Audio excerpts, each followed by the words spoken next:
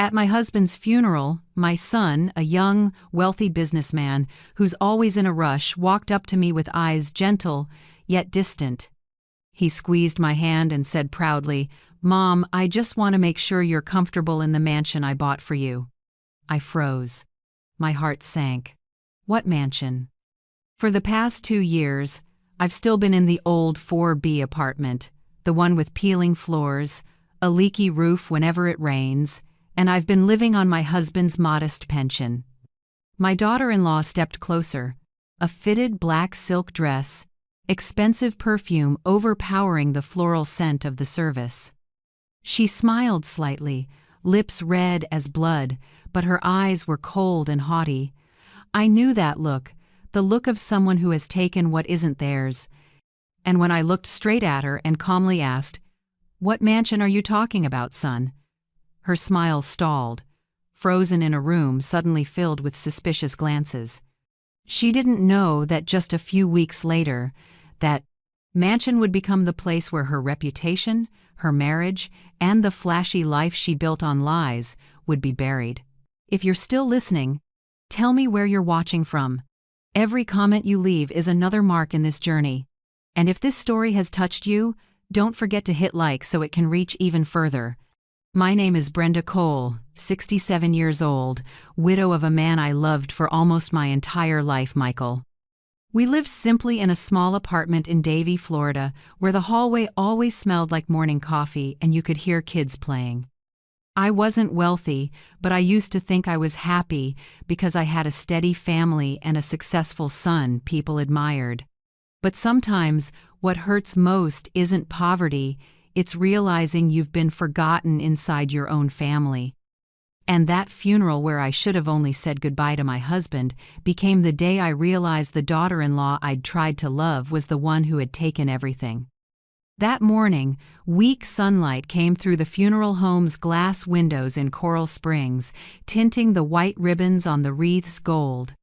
I sat in the front row, clutching an old handkerchief, the last gift Michael gave me before he passed. We had been together more than 40 years, sharing every pension check, every morning coffee, every sleepless night over medical bills. Michael was calm and steady, but always gentle in the smallest gestures. The day he left, I thought the hardest part of my life was over. Turns out, his funeral was the beginning of the deepest pain I've ever known. Andrew, our only son, stood near the main doors. A black suit hugged his shoulders, an expensive watch catching the light. At 35, he already owned a successful tech company in Miami, praised in the news as a self-made example of the new generation. I used to cry proud tears whenever I saw him on TV.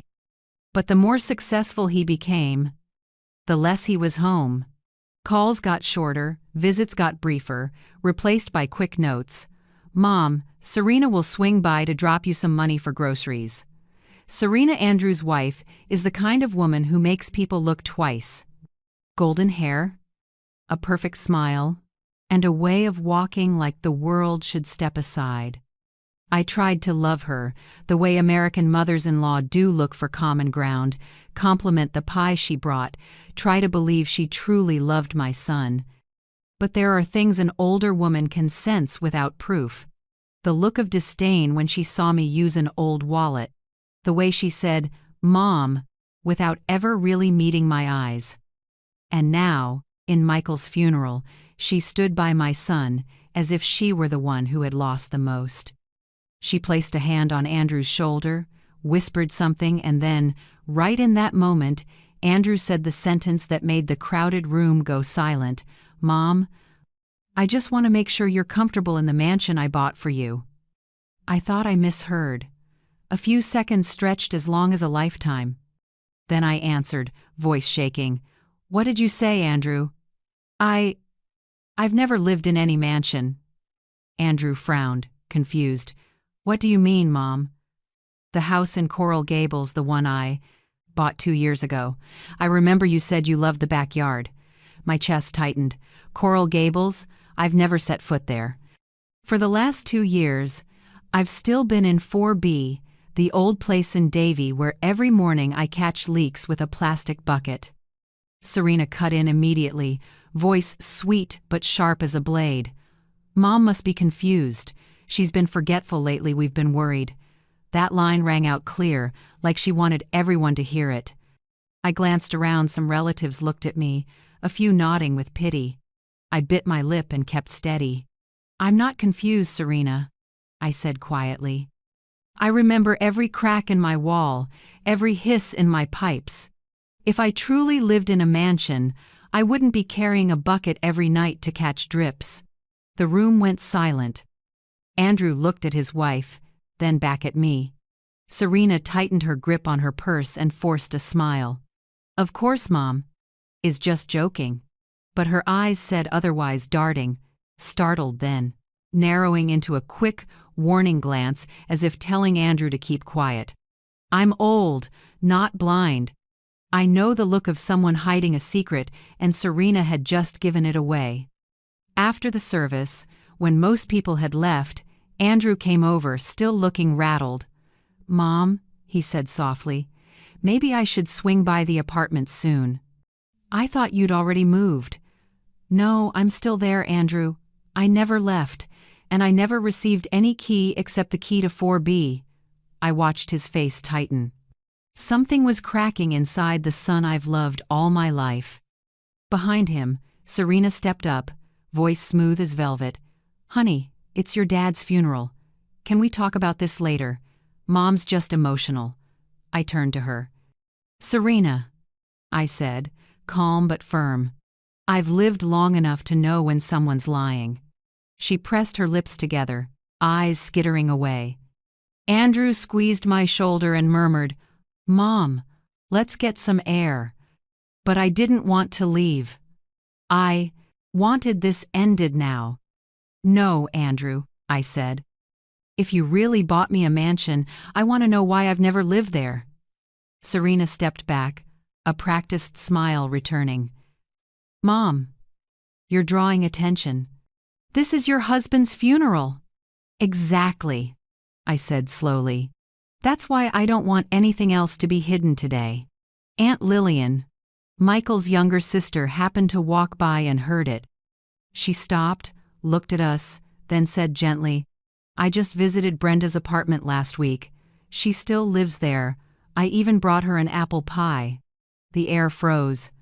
Andrew turned fully to his wife, doubt now visible. Serena stood rigid, hands trembling just enough to make her pearl necklace quiver.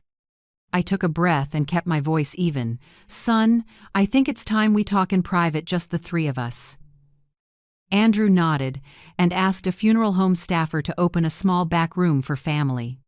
When the door closed, I looked straight at Serena without blinking. Andrew pulled out his phone. Let me check the closing file. Maybe there's a mix-up somewhere. There's no mix-up, I said, low but steady. Someone has been living in that house. And I believe that person is standing right here. Serena let out a small, brittle laugh, the kind that sounds like breaking glass. Are you accusing me? I know you're hurting, I get it, but I'm not hurting. I cut in. I'm recalling every electric bill, every bank letter, every tax notice that all came to 4B. No one mixed anything up, Serena. Andrew exhaled, scrolling.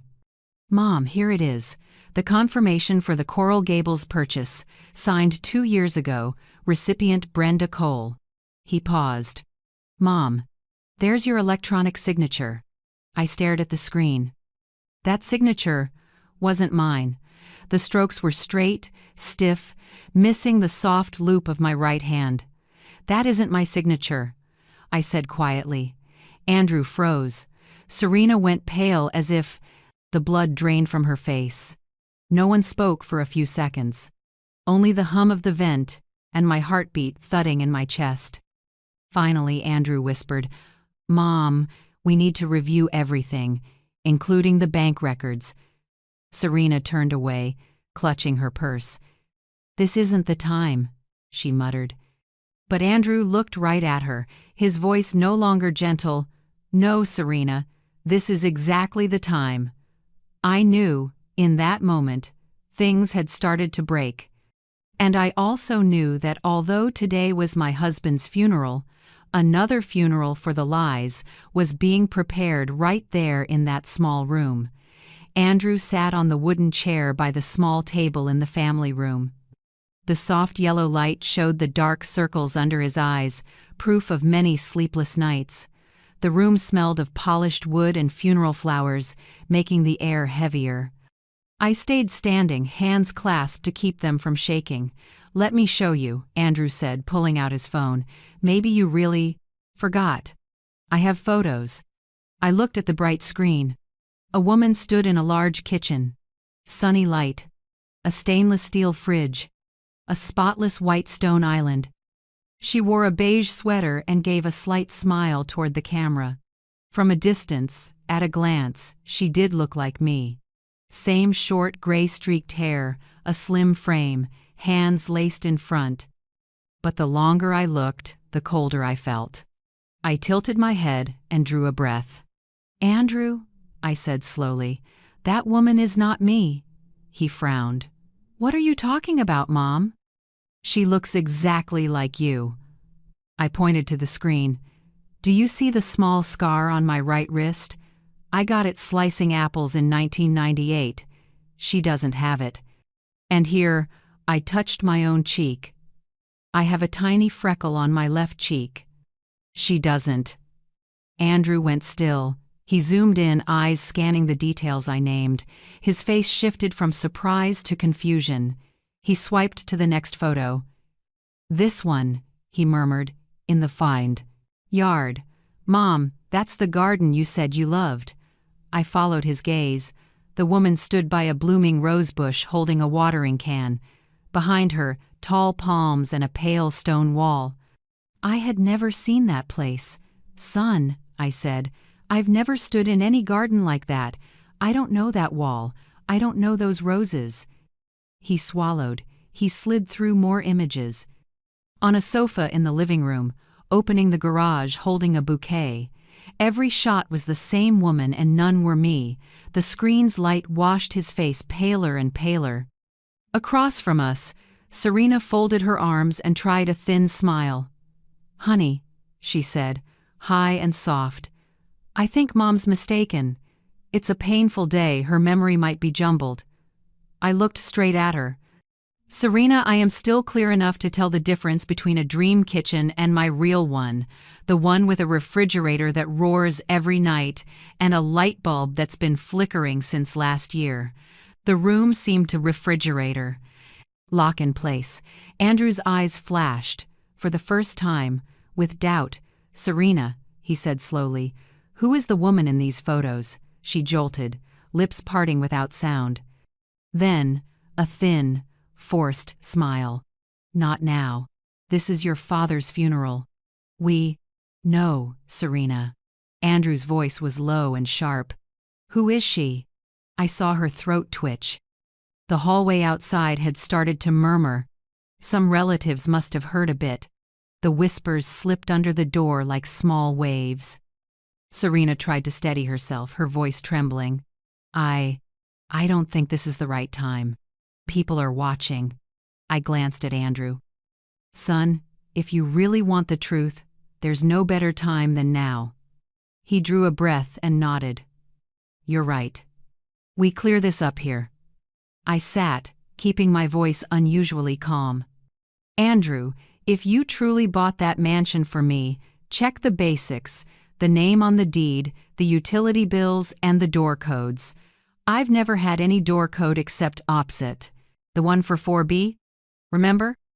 And every utility bill has gone to the same address for 15 years.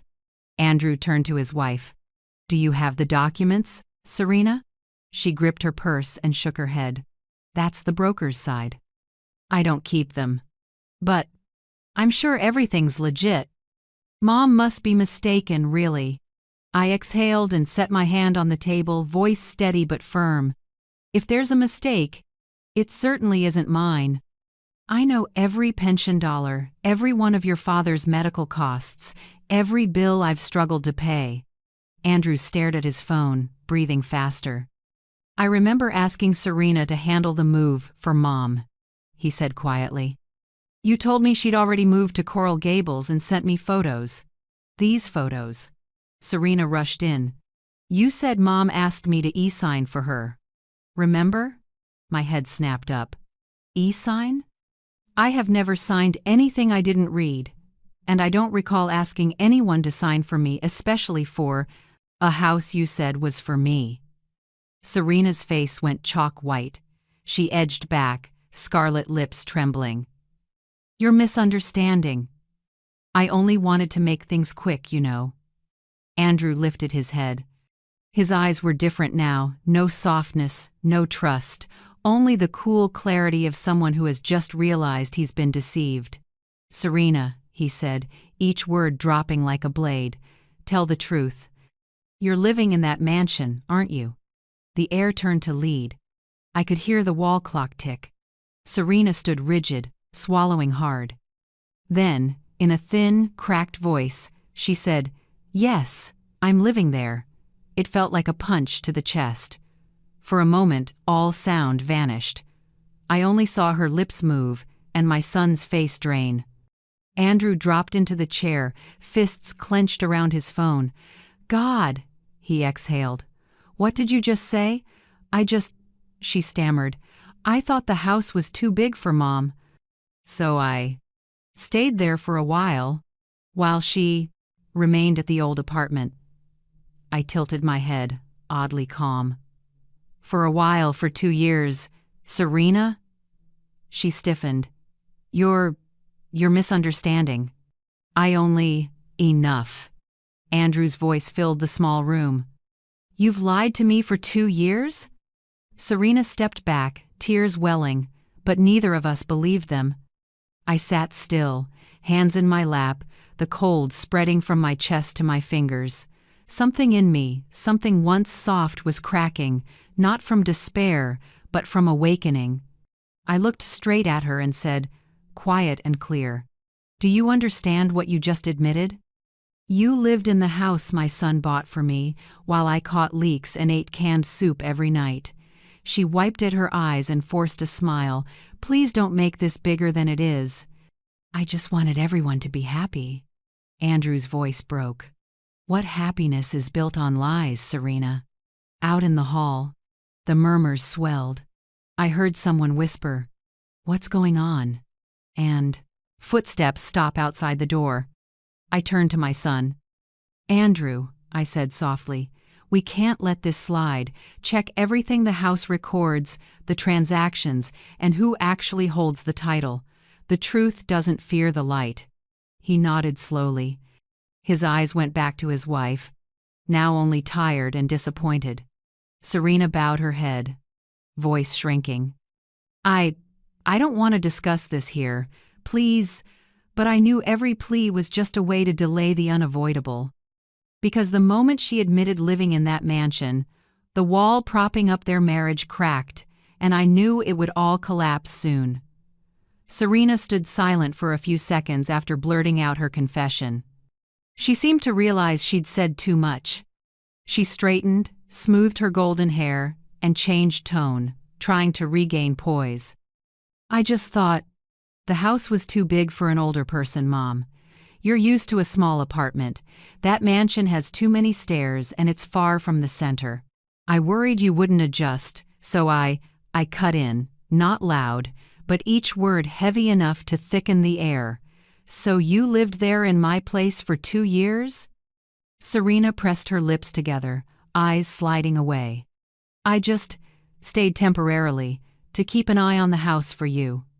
Who knew it would be misunderstood like this? Andrew nearly lost control. He shot up, sharp in a way I'd rarely seen. Keep an eye on it? Serena, that's the house I bought for my mother. So she could feel secure in her later years, not stuck alone in that old, cramped apartment. Her heel clicked against the floor with a hard, dry sound as she stepped back. She wore a thin, paper-like smile. I know, but you said Mom likes her privacy. I was only doing what she wanted. My voice dropped. Privacy? Do you think privacy means isolation, lies, and having your home taken from you? Serena inhaled, trying to stay composed. Please don't misunderstand.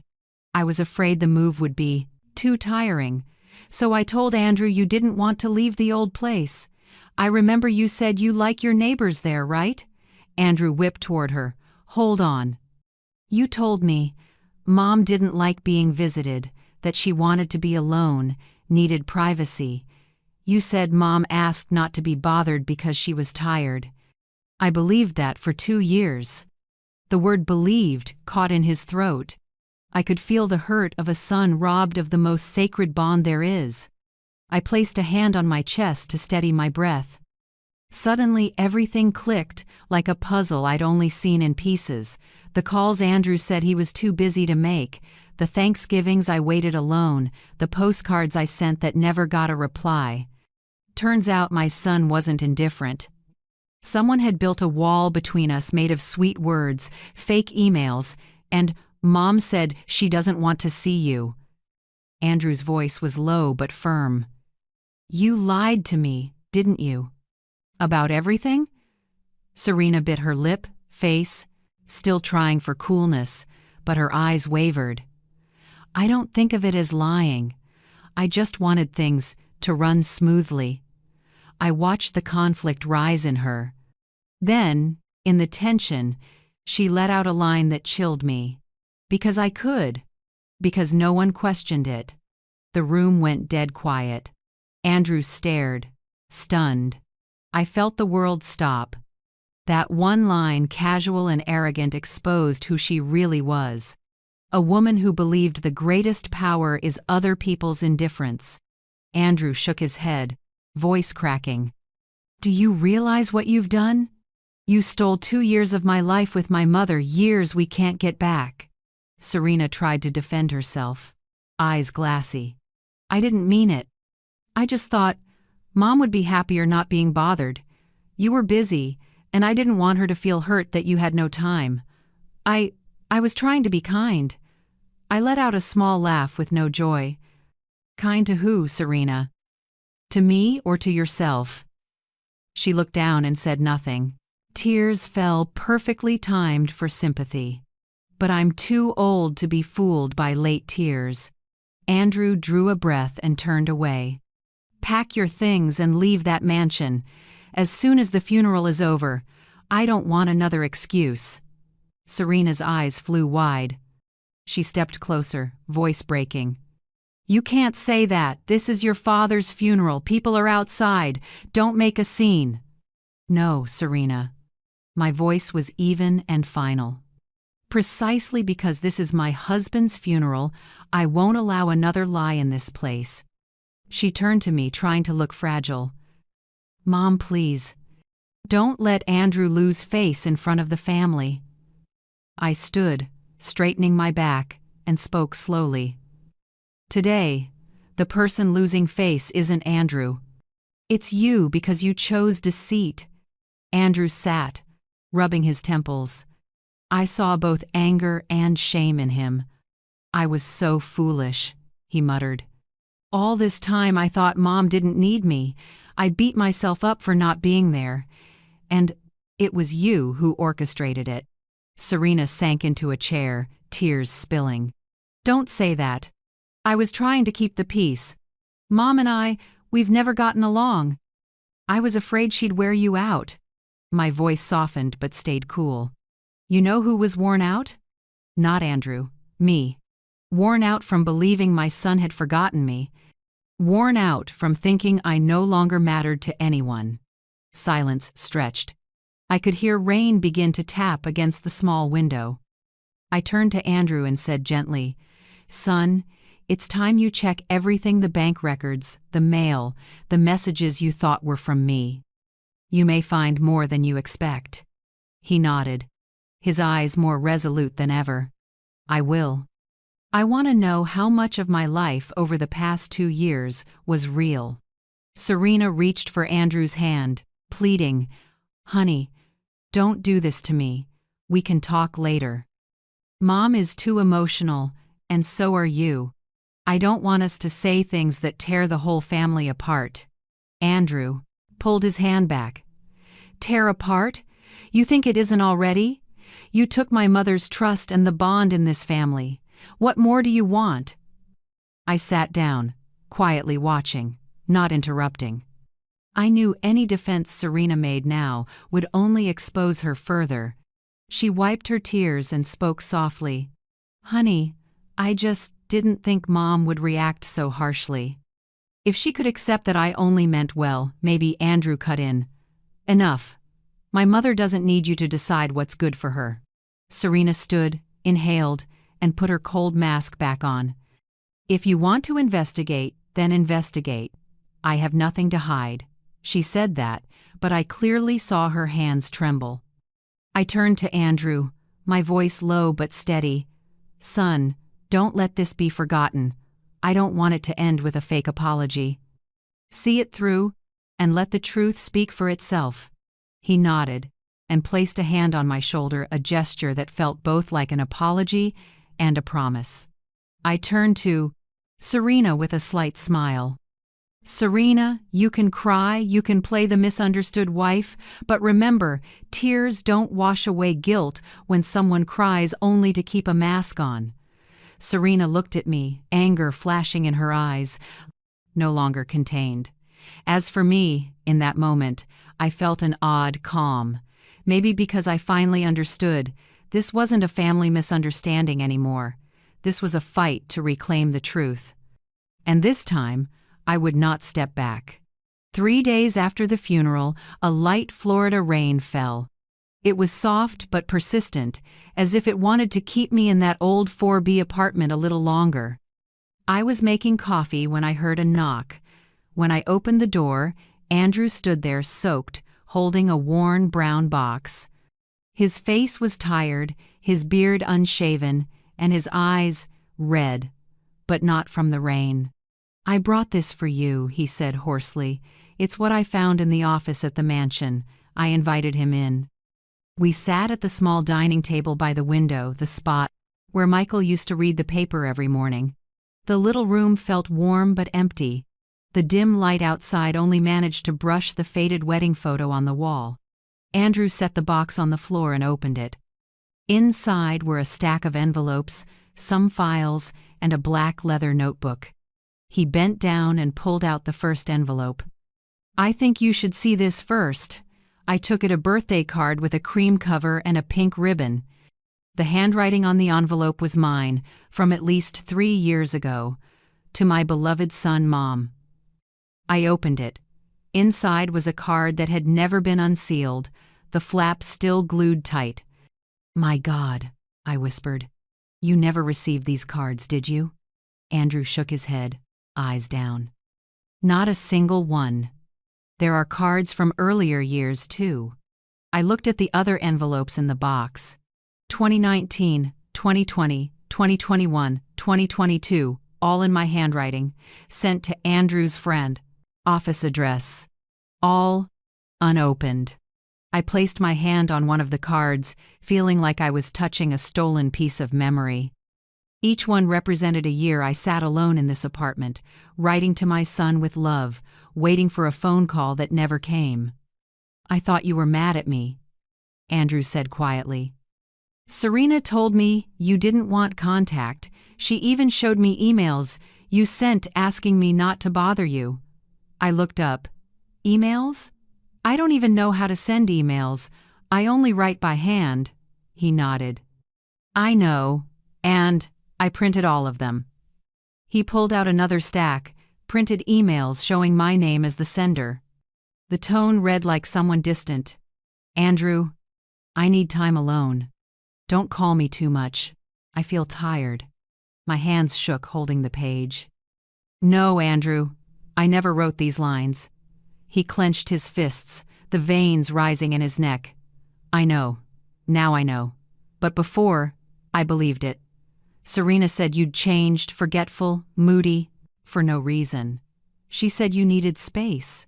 It felt like someone had just drained the air from my lungs.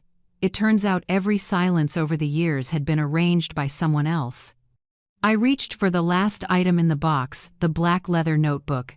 It was thick, heavy, and smelled like old leather. Andrew said softly, "I found it in Serena's desk drawer. Looks like a personal journal." I opened the first page. The neat, sharp handwriting was Serena's. The first line read, "Plan to maintain balance between both sides, Brenda and Andrew." I swallowed. Andrew sat beside me in silence. I turned a few more pages. Each page was meticulous, like an operator's logbook, not a wife's diary. "Call Brenda. Tell her Andrew is busy and won't stop by. Tell Andrew. Mom said don't call. She's tired. May 12th, Brenda sent a card. Keep it. Don't forward. We'll say it got lost." I shuddered. Each line was a small cut, executed with chilling precision. Andrew stared at the notebook, his lips tight. "Turn to the middle," he said. I opened to a page with a small paper clip. At the top, written in red ink, "Mother's Day." Below was a detailed note, "Morning. Send flowers to 4B from Andrew, keep the message short. Call Mom, say he's in a meeting and can't talk. Evening. Cook dinner at home. Tell him Mom said thanks and doesn't want to be bothered. Goal. Make Brenda feel remembered but without needing to meet." I set the notebook down. My vision blurred not from age, but from tears rising too fast. I remembered last Mother's Day, the bouquet of roses I received, the machine-printed card with Andrew's signature, and Serena's call saying he was on a business trip. I believed it. I sat alone all evening, watching the bouquet wither, yet felt warm, thinking my son was busy but still loved me, so even that love had been staged. Andrew was silent for a long time, then picked the notebook up again and flipped quickly. His hand trembled. "Mom," he said softly, "it's all here.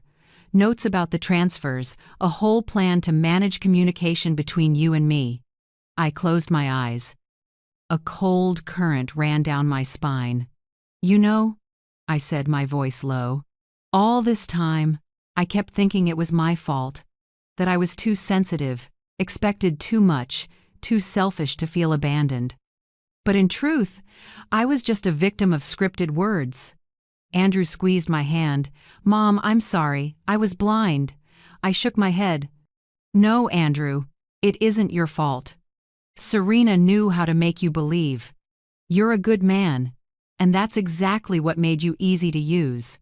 The room sank into silence. Outside, the rain grew heavier, drumming on the metal awning. I looked through the streaked window and felt both pain and a strange relief, because at last I knew the truth. No more what-ifs, no more doubting myself. Only the bare truth and a wound beginning to heal the only way it can, by facing it. Andrew pulled a few last sheets from the box. "Look at this." They were a series of utility bills in my name addressed to Coral Gables. "She used my name to register utilities," I said, voice trembling. "So when you checked, everything matched." "Right. Everything was legal to perfection." Andrew let out a bitter laugh. "She's smart, Mom. Too smart." I looked at the black notebook one last time. Between the slanted lines of ink, I saw 3 faint pencil lines almost erased. "Don't let them be together too long. Things break when they start telling the truth." To me, that was the final proof. Serena hadn't lied only out of greed. She lied to control, to turn me into a faded memory in my son's life, so she could take my place completely. I set the notebook down and spoke slowly. "Andrew, this isn't a small mistake. This is systematic manipulation. Not an accident, not a misunderstanding." He nodded, his eyes colder than before. "I won't let this be buried. I want to know what she did with the money, with the property, and with you." I gripped his hand, feeling the warmth of that trembling palm. "If you want to start with the money trail. That's where every lie leaves a mark." Andrew looked at me, a faint, sad but determined smile. "I understand. This time, you won't be alone." I nodded. Outside, the rain still fell, but the thick fog inside me after so many years finally lifted. I knew that from here, the fight to reclaim justice for my family was truly beginning. The next morning, I had just poured coffee when Andrew knocked. He looked like he hadn't slept much. The dark circles under his eyes were stark. He carried a thin folder, neatly arranged as if he'd spent the whole night sorting it. "Mom," he said, voice low, "I need you to see this." He set the folder on the table. Inside were a series of bank statements, lines of text, and steady amounts, $2,000 each month, for 3 years. "This is the money I sent you," Andrew said. "Every month, transferred through Serena's account. She said you didn't want to receive it directly, so I let her handle it." I looked at him, then at the numbers in front of me. Hundreds, then thousands, steady, month after month. In total, $36,000. A chill ran down my spine. I said softly, word by word, "I never received a single dollar of this." Andrew looked up, his face hardening. "That's impossible. She said you used it for Dad's medication and monthly expenses." I gave a small laugh that hurt all the way through. "Dad's medication? I had to sell my wedding ring to pay for it, Andrew, and your father's gold watch. If I had the money, would I have let him go 3 weeks without his meds? People say, you can lose money and earn it back, but trust once lost never returns the same." After hearing all this, I asked myself what hurts more, losing money or losing faith in someone you once considered family? What about you? What part of this story hurts you the most? Write me a few lines so we can reflect together on how to keep our dignity and kindness in a world full of lies. He fell silent. I could hear the wall clock ticking, one beat at a time. "Was Serena the middle person?" I asked, my voice tight. "She received the money for me, then told you I was fine, didn't she?" Andrew nodded without speaking. I took a deep breath and looked down at the papers. Those cold black lines now felt like cuts on the skin, steady, silent, stretching over 3 years without my knowledge. "Count them," I said quietly. 3 years, 36 months, 36 times she took the money without blinking. Andrew picked up a pen and counted each column. Every stroke was a stab to his heart. At the final number, his hand trembled. 36,000. He whispered, then let out a long, exhausted breath. She skimmed it all. I didn't answer. I just sat still, looking at the window where the rain had just stopped, weak light spilling in and reflecting on the table. I thought of the nights Michael coughed until he choked, how I propped his head on a worn pillow and counted the pills left in the bottle. I thought of dinners where I ate a single slice of dry bread, telling myself I wasn't hungry, just to save money for him. And somewhere else, Serena was living in a mansion, dining by candlelight in a silk dress, calling it a life she deserved. Andrew raked his hair, voice breaking. "Mom, I swear I didn't know. I was so foolish. She even told me not to send more because you said that amount was enough. Mom, I believed her." I put a hand on my son's shoulder. "Andrew, I know you had no ill intent. But now we have to be clear-headed. She didn't just take money. She took my time as a mother, and she stole your trust." He looked at me, eyes wet, but determined. "Mom, I'll get everything back. The money and our honor." I nodded gently. "No, Andrew, we'll clarify everything. Not for revenge, but for justice." He opened his laptop and kept checking. "Mom, here besides the $2,000 each month, there were small transfers, medical expenses, housekeeping services, all confirmed by Serena. She even used an email under your name to send payment confirmations." I closed my eyes briefly. "So she staged everything so perfectly that you had no reason to doubt." "Right," Andrew said, his voice dry. "She knows how to make everything look reasonable." I leaned back. a wave of fatigue washing over me. But this time, that fatigue wasn't helplessness. It was the storm front of a battle I was ready to face. "Andrew," I said more calmly, "we'll go to the mansion. As soon as possible. She built a whole world of lies, and it's time to face it." He looked up, a spark of resolve in his eyes. "I thought the same last night. I've contacted a lawyer. We know he'll advise us on the legal framework. If needed, we can go to the police or file a civil case." I nodded. "Good. But before we confront her, we prepare. No arguing, no letting her steer the conversation. Just ask the right questions, take the right facts." I pulled out a blank sheet and wrote the first lines. List to verify. 1. Bank statements for the last 3 years. 2. Mail, emails, texts, cross-check each contact as 3. Utility bills registered in my name at the Coral Gables mansion. 4. Door codes and property insurance. I paused and looked up at Andrew. "You handle the banking first. I'll call Aunt Lillian. She can confirm a few details. We need evidence, not emotions." Andrew nodded. "I understand. But Mom," his voice caught, "how can you bear knowing all of this?" I looked out the window. Sun after rain began to glint, gold reflecting off the foggy glass. "I've endured 3 years of loneliness, Andrew. Now, knowing the truth doesn't weaken me, it makes me clearer." He was silent, as if carving my words into himself. "Tomorrow," I continued, "we go to the mansion. No notice. I want to look her in the eye when I say the first sentence." Andrew looked up. "What's the first sentence, Mom?" I smiled faintly, though my heart was still scraped raw. "It's, Serena, do you know every dollar you took was paid for with someone else's pain?" He nodded and held my hand. "Mom, I promise I won't leave you alone again. I owe you that."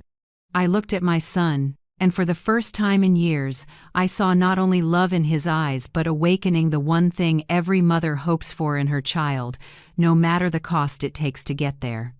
That afternoon, after Andrew left, I sat alone, opened the small notebook on the table, and wrote on a fresh page. "No one can lie forever. One day the truth will find its way to speak."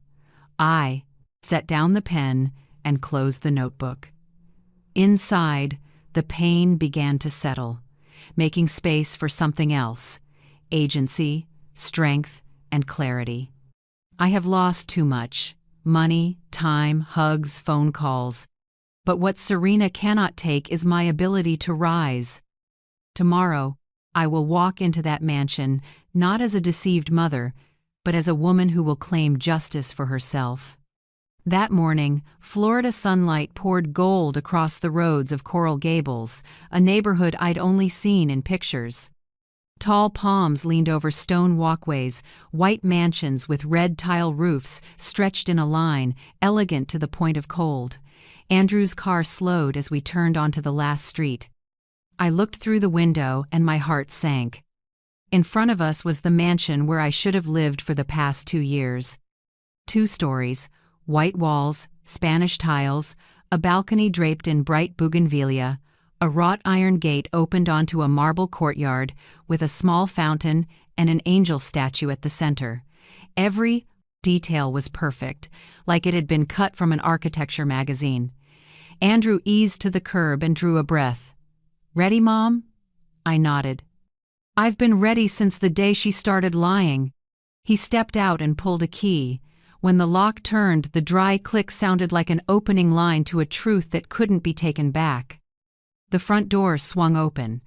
Expensive perfume and vanilla candle mingled with cool air conditioning. On the marble floor, the click of high heels rang out quick, then stopping at the top of the stairs. Serena appeared. She wore a cream silk dress, hair perfectly curled, bare feet but still carrying the regal posture of a true owner. When she saw us, her face twitched, but within a second, she had her poise back. "Andrew," she said sweetly, "you're back? I didn't expect you to bring Mom without letting me know." Andrew didn't answer.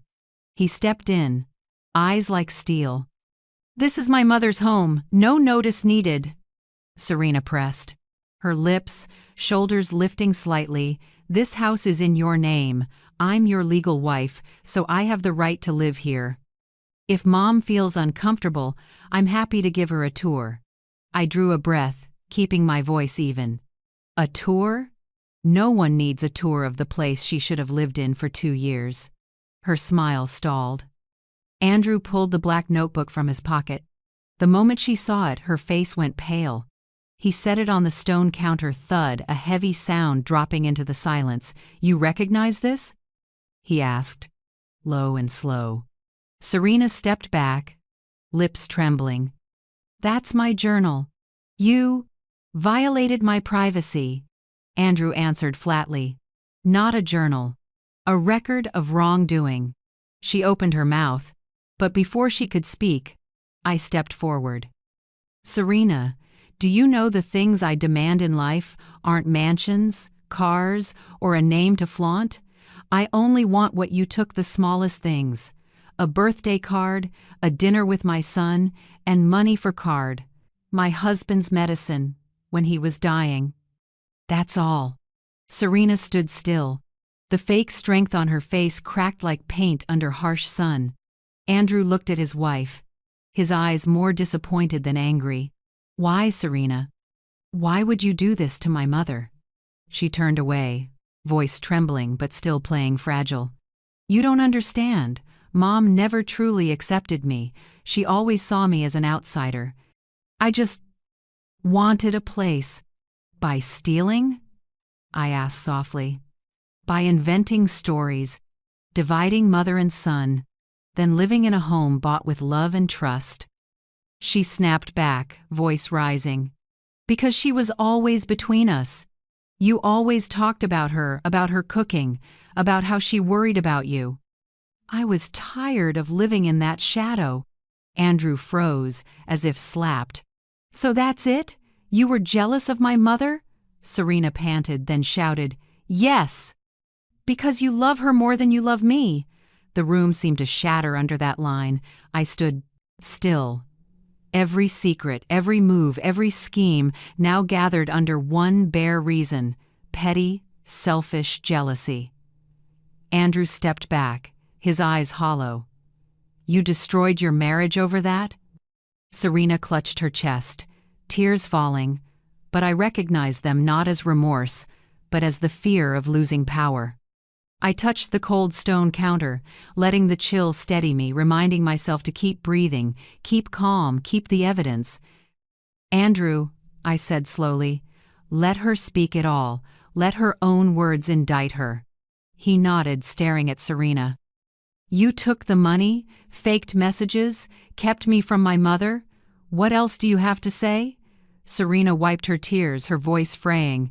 "You think it's easy being your wife? You're always busy, always talking about work, and when you're not, it's about your mother. I just wanted to be loved." I sighed. "Serena, love doesn't mean taking. You didn't want love, you wanted control."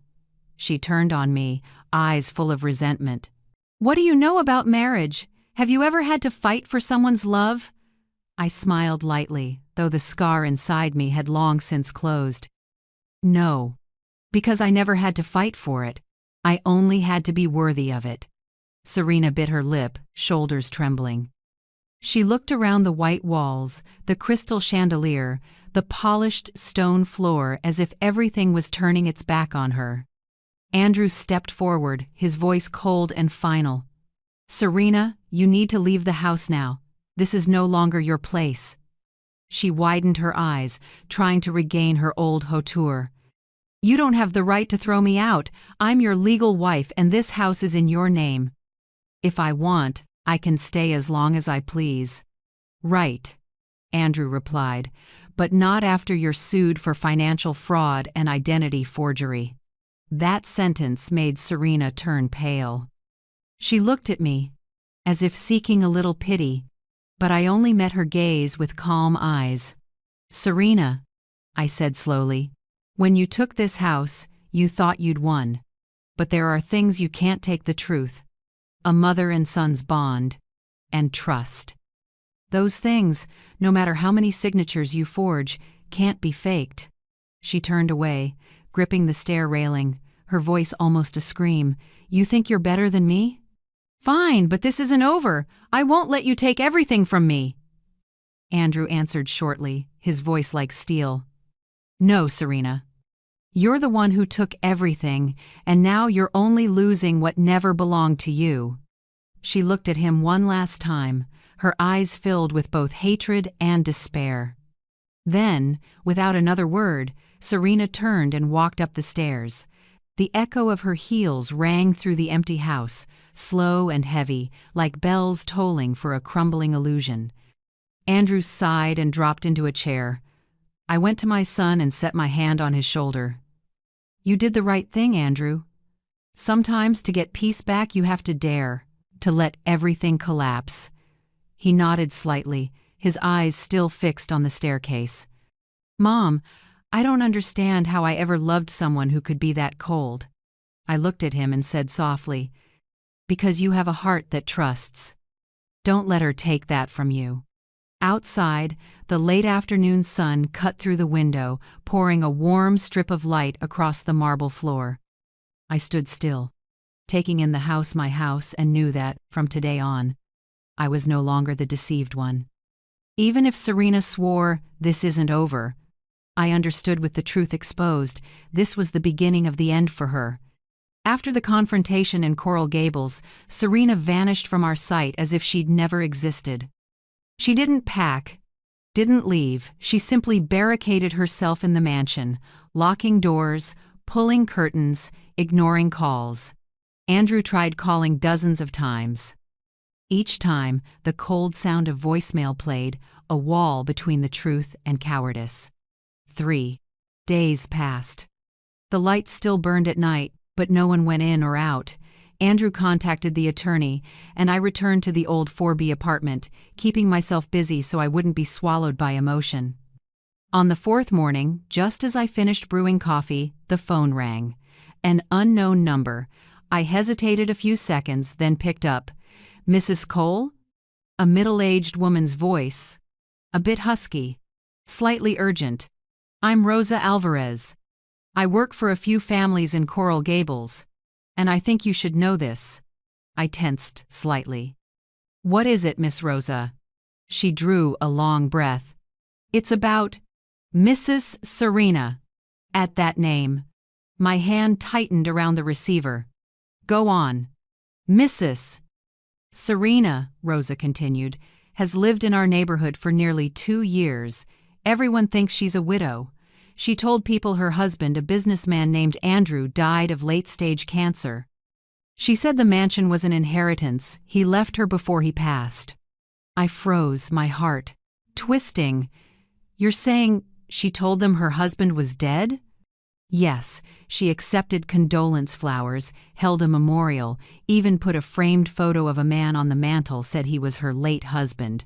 I remember clearly, she wore a black dress with a shawl, accepting sympathy while smiling softly, saying, 'Time will help me move on.'" I shot to my feet. My lips trembled. "My God," Rosa continued, her voice tinged with outrage. "And that's not all. 2 weeks ago, she hired me to get the house ready for a party. I heard her boast that she was preparing to leave the U.S. for Europe to start a new life. She said, 'I need to escape these painful memories.' I actually felt sorry for her then. I leaned against the table, breathing deep like someone hit by a wave. 'Rosa, are you sure? Do you have proof?' 'I do,' Rosa answered immediately. 'I have photos from the party. She even hung a fake wedding photo. The man isn't Andrew. It looks like someone pulled from a magazine. And the worst part, she's listing the mansion for sale.' I was stunned. 'Listing it?' 'Yes,' Rosa said firmly. 'She told some neighbors she wanted a quick sale because the house brings back too many memories. I heard the names of 2 families who already made offers, even sent written proposals. Mrs. Serena said she'd close soon and move to Europe to open a small fashion boutique. I slumped into a chair. My hands shook, clutching the receiver like it was a thin lifeline between reality and a bad dream. She hadn't just lied to my family, she'd deceived an entire community, casting herself as the lead in a perfectly staged tragedy. Rosa's voice softened with sympathy. "I know you're Mr. Andrew's mother. Everyone here liked Mrs. Serena, so I thought you should know the truth. I didn't want anyone else to be fooled." I choked up. "Thank you, Rosa. Thank you for calling." I hung up and sat for a long time. Images flashed one after another, Serena standing before a mirror, acting the widow, taking condolence flowers, listing a house that wasn't hers. I had never seen such calculated deceit. That afternoon, Andrew came by. I told him everything. He listened, his face darkening by the minute. When I mentioned Serena listing the mansion, Andrew clenched his fist and ground out each word. "She's crossed the line." I nodded, my voice hoarse. "Andrew, do you see? She didn't just deceive me, she deceived the entire neighborhood. She built a world where you were dead." Andrew was silent for a long time.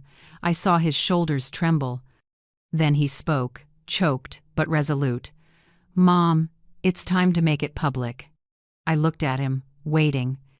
"I'm going to tell everyone the truth. Family, neighbors, the people who believed her," he said. "I'll change the locks on the mansion, as the rightful owner. And I want you there, to tell your part. She's hidden, manipulated, and lied for 2 years. Now she'll hear the truth not within 4 walls, but in front of everyone." I drew a deep breath. "Do you think people will believe it?" He looked at me, eyes steady. "The truth doesn't need belief to exist, Mom. It only needs to be spoken." In him, I saw Michael calm, principled, never backing down in the face of injustice. That evening, we planned the details. Andrew called the attorney to confirm legal ownership of the mansion, then scheduled a lock change for the next morning. He emailed all the relatives and a few close neighbors in Coral Gables, inviting them to a family gathering over the weekend. "I intend to turn it into a public unveiling of the truth," he said. "The more open it is, the harder it is for her to slither away." I nodded, then opened my notebook and wrote a few lines, not long, just the essentials I needed to say. I didn't come for revenge. I came to reclaim dignity for myself, for my husband, and for the mother-son bond that was nearly destroyed. I added a few lines. "No theatrics, just the truth. Keep calm, keep eye contact." Andrew smiled at me.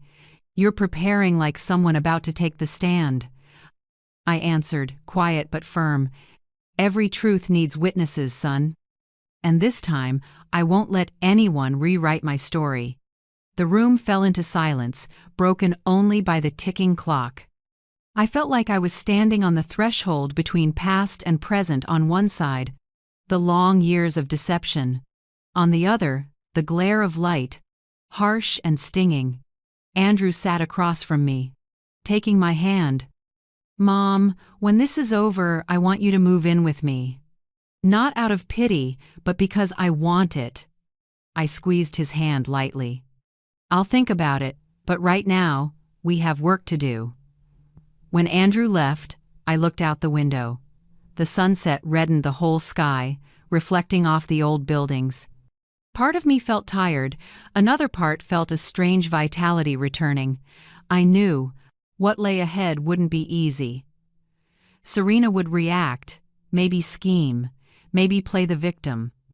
But this time I had the truth, the evidence, witnesses, and Rosa Alvarez, a woman brave enough to call me simply because she felt justice should be served. I told myself, sometimes the truth doesn't come from the ones we love, but from strangers brave enough to say what's right.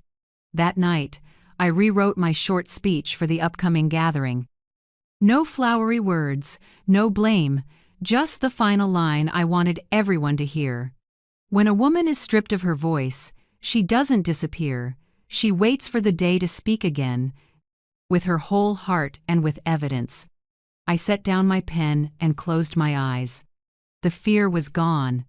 I simply saw clearly this was the moment I took my life back. On Saturday evening, Coral Gables glowed under golden lights streaming through the tall palms. The air was mild, but inside me rose a feeling both eager and tight. The front yard of the mansion, once a symbol of deceit, was now filled with people. Andrew's relatives, a few close colleagues, neighbors from around the block, and Rosa Alvarez were all there. Everyone stood quietly, eyes fixed on what was about to happen. The porch lights came on. Andrew stood in the middle of the yard, holding a thick folder. I stood beside him in a simple, dark dress.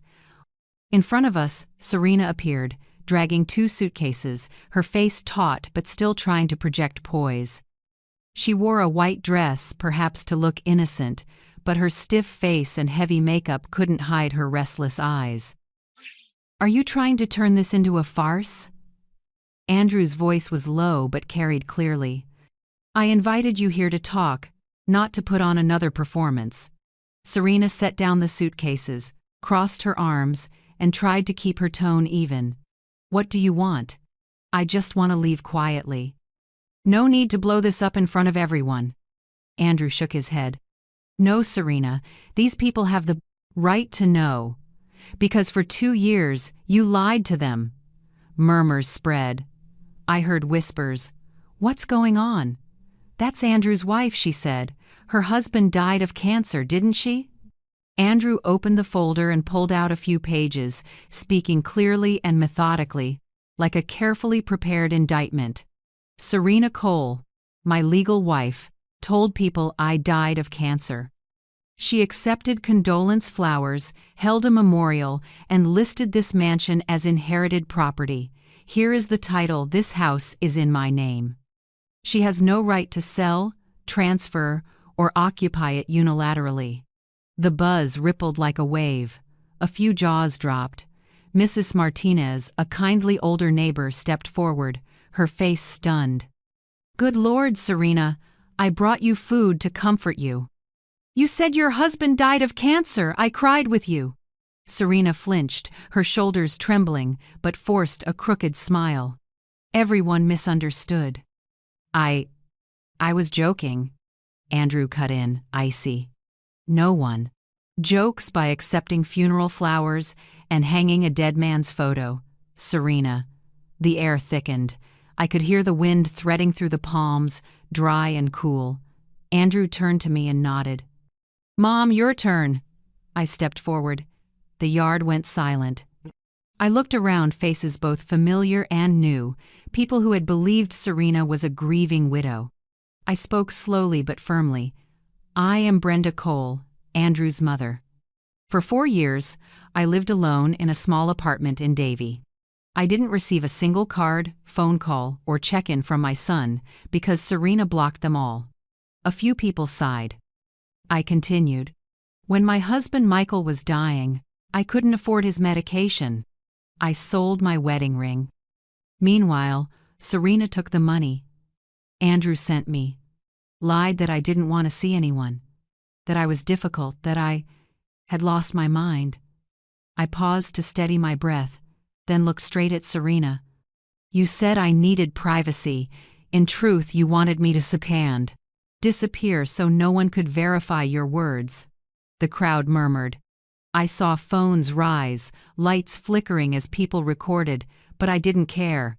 Serena suddenly screamed, "You're humiliating me. This is a family matter, not a trial." Andrew answered, calm but unyielding, "The truth doesn't humiliate anyone except the liar." The line cut like a blade. Serena's face went chalky, her eyes darting, searching for a sympathetic gaze in the crowd. But no one looked at her with pity anymore. Andrew raised the folder again. "Here are the bank statements from the last 3 years. Each month, $2,000 was sent to my mother through Serena's account. She kept all of it.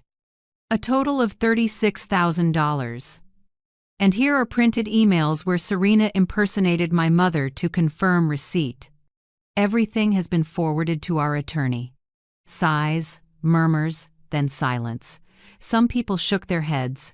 Others looked at Serena with a mix of anger and pity. I turned to Andrew, resting my hand on his arm.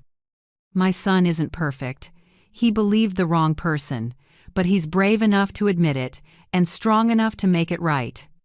Andrew looked at me, eyes glassy, then pulled out a bright silver key ring. He turned back to the crowd, his voice clear. These are the keys to this house. They should have been my mother's 2 years ago. Today, I'm giving them back, not just the keys to a mansion, but to the trust I unintentionally lost. He placed the keys in my hand. When the metal touched my skin, my hand trembled not from fear, but from warmth, something I'd lost through years of forced isolation. Serena sneered, bitter. Fine. You win. But remember this, Andrew. I'm still your legal wife. You can't just kick me out of your life that easily. Andrew sighed, his voice steady but colder than ever. No one's kicking you out, Serena. You left on your own the day you chose lies over real love. Serena clenched, the suitcase handles, her eyes blazing. You'll regret this. I answered softly but clear. No, Serena. Regret belongs to those who won't face the truth. She spun around, dragging the suitcase across the tiles, and strode to the gate. The clatter of wheels over the steps echoed into the night like the ending of an old chapter. No one stopped her. Only the wind moved, carrying the whispers of those watching. Andrew stood still for a while, then turned to me. Mom, I'm sorry. I smiled and squeezed the keys. You don't need to be sorry. What matters is you chose the right side.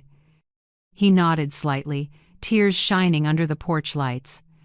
Around us, a few neighbors came closer, light touches on my shoulder, quiet words. You're so strong. I can't believe Serena did that. You deserve to live here. I thanked each of them, then looked around the yard.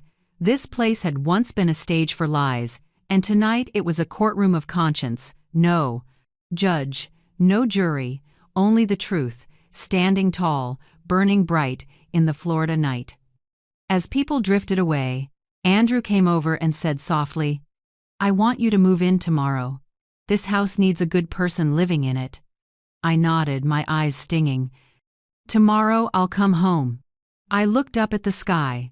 The stars were scattered thick, simple, honest light. In my hand, the keys were still warm. Not because of the metal, but because of the mother-son bond buried for years under misunderstanding, now lit again by the truth. And I understood. Every lie eventually has its day in public, like tonight. The first night I stayed at the Coral Gables mansion, I couldn't sleep. Not from fear, but because the quiet was so unfamiliar it unsettled me. I lay in the large bedroom, high ceiling, white curtains, a comforter scented with lavender. Everything was perfect to the point of foreign. Only the faint murmur of the fountain outside drifted in, steady like a heart finding its rhythm. After a long illness, I tossed and turned, thinking of the years' lost days, isolated in the 4B apartment, living on neighbors' kindness, believing my son was too busy to call. Now I lay in the home that should have been mine long ago, but I had to weather a storm to step into it. Sleep came late and fitful, like a shy guest knocking and leaving before dawn. In the morning, sunlight poured through the big window, laying across the polished floor. I got up and threw open the windows. Birds sang as the smell of fresh coffee filled the wide kitchen. It had been a long time since I'd heard the sound of peace. In the first days, I walked loops around the house, relearning how to use a space. I ran my hand along the granite counters, opened the cupboards, and organized each plate. The kitchen was so large, I needed 3 laps to remember where everything went. The reading room next door had shelves up to the ceiling, and the porch looked out over blazing roses. Every afternoon, I sat. There where Serena had hosted flaunting tea parties to read, listen to the wind through the trees, and let my heart settle. Andrew visited me 3 times a week. At first, he was awkward, always trying to make up for it in every way, bringing food, fixing the dishwasher even when it wasn't broken, buying flowers, even gifting a pricey espresso machine. I understood that was his way of atonement, but I only smiled. "You don't have to buy me anything," I said. "What I need is your time." After a few weeks, the awkwardness faded. We found our natural family rhythm again, the very thing Serena had tried to steal. Every Sunday, Andrew came for lunch. I cooked the dishes my husband loved: empanadas, paella, and sometimes that old-fashioned stew. Andrew said, "Smells like childhood coming back." The once cold kitchen filled with laughter. Andrew chopped onions while talking about work. I tasted the sauce and scolded him playfully. "My son still doesn't know how to cut onions?"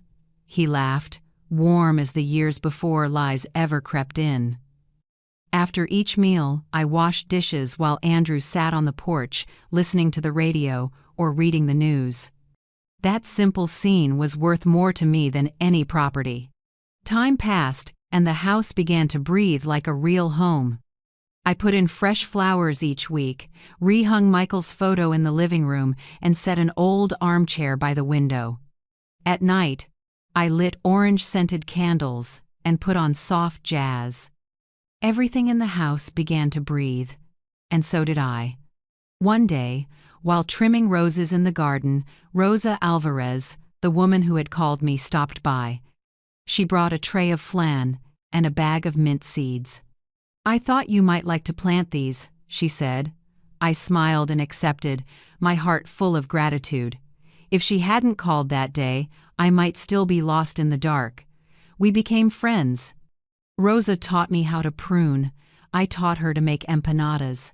Soon after, I signed up for a gardening class at the Coral Gables Community Center.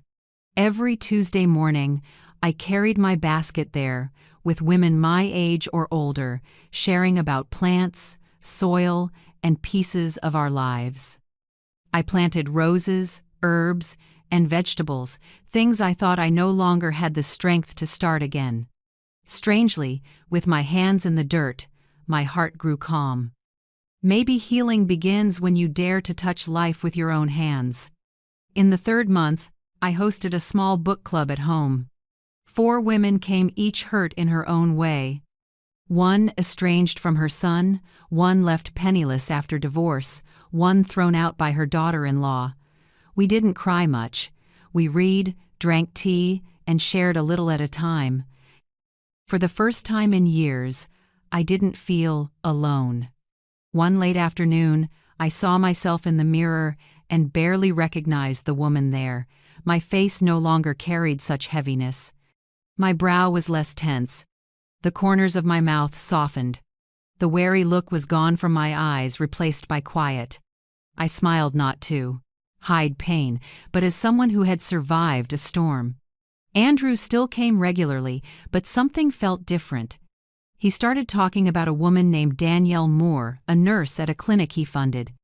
As he spoke, I saw a light in his eyes, the light of a man opening his heart after being hurt. One Sunday afternoon, Andrew brought Danielle over.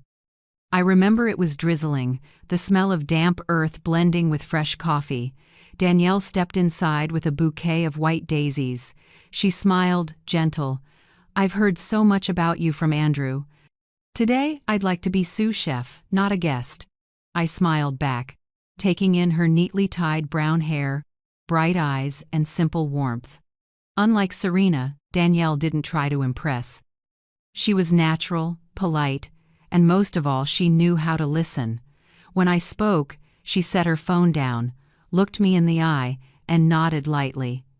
It felt like, for the first time in years, a young person truly heard me. That meal was joyful. Danielle rolled empanada dough with her sleeves up, laughing when flour smudged her cheek. Andrew teased her. She pretended to pout, and they both burst out laughing. That laughter filled the house, the kind of sound I thought would never return. When Danielle left, she took the gardening gloves I'd given her and promised to bring a few small potted plants next time. I stood on the porch watching them go, seeing Andrew hold her hand, his eyes gentle and trusting. For the first time, I didn't feel anxious about my son loving someone new. I felt grateful. That night, I sat down with the notebook I'd kept since my husband passed.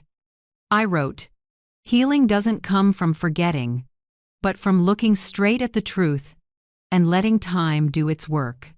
Community is medicine. When we dare to share our stories, pain stops being a burden and becomes a bridge." I set the pen down and closed the notebook. Outside, the fountain kept running, the water falling steady like the heartbeat of the pen. House and my new heartbeat, too. I understood that the past 6 months weren't just a journey to reclaim a house, but a journey to reclaim myself. The woman once labeled senile, difficult, old and weak, now had a voice, a home, her son's love, and a small community around her. I looked up at Michael's photo on the wall and whispered, "Everything's okay now, dear. I'm truly home." And in that moment, I knew I had come back to life. 6 months after that outdoor trial, my life and Andrew's slowly settled. But one chapter wasn't closed yet, the chapter called Justice. One April morning, while I was tending rosemary on the porch, Andrew walked into the yard holding a thick file. His face was calm, but there was a heaviness in his eyes. "The attorney wants to see you this afternoon," he said. "There are a few things to sign and some new findings." I wiped my hands on my apron and nodded. "All right, tell me. What's still unclear?" Andrew sat and opened the file. "We've submitted all the evidence.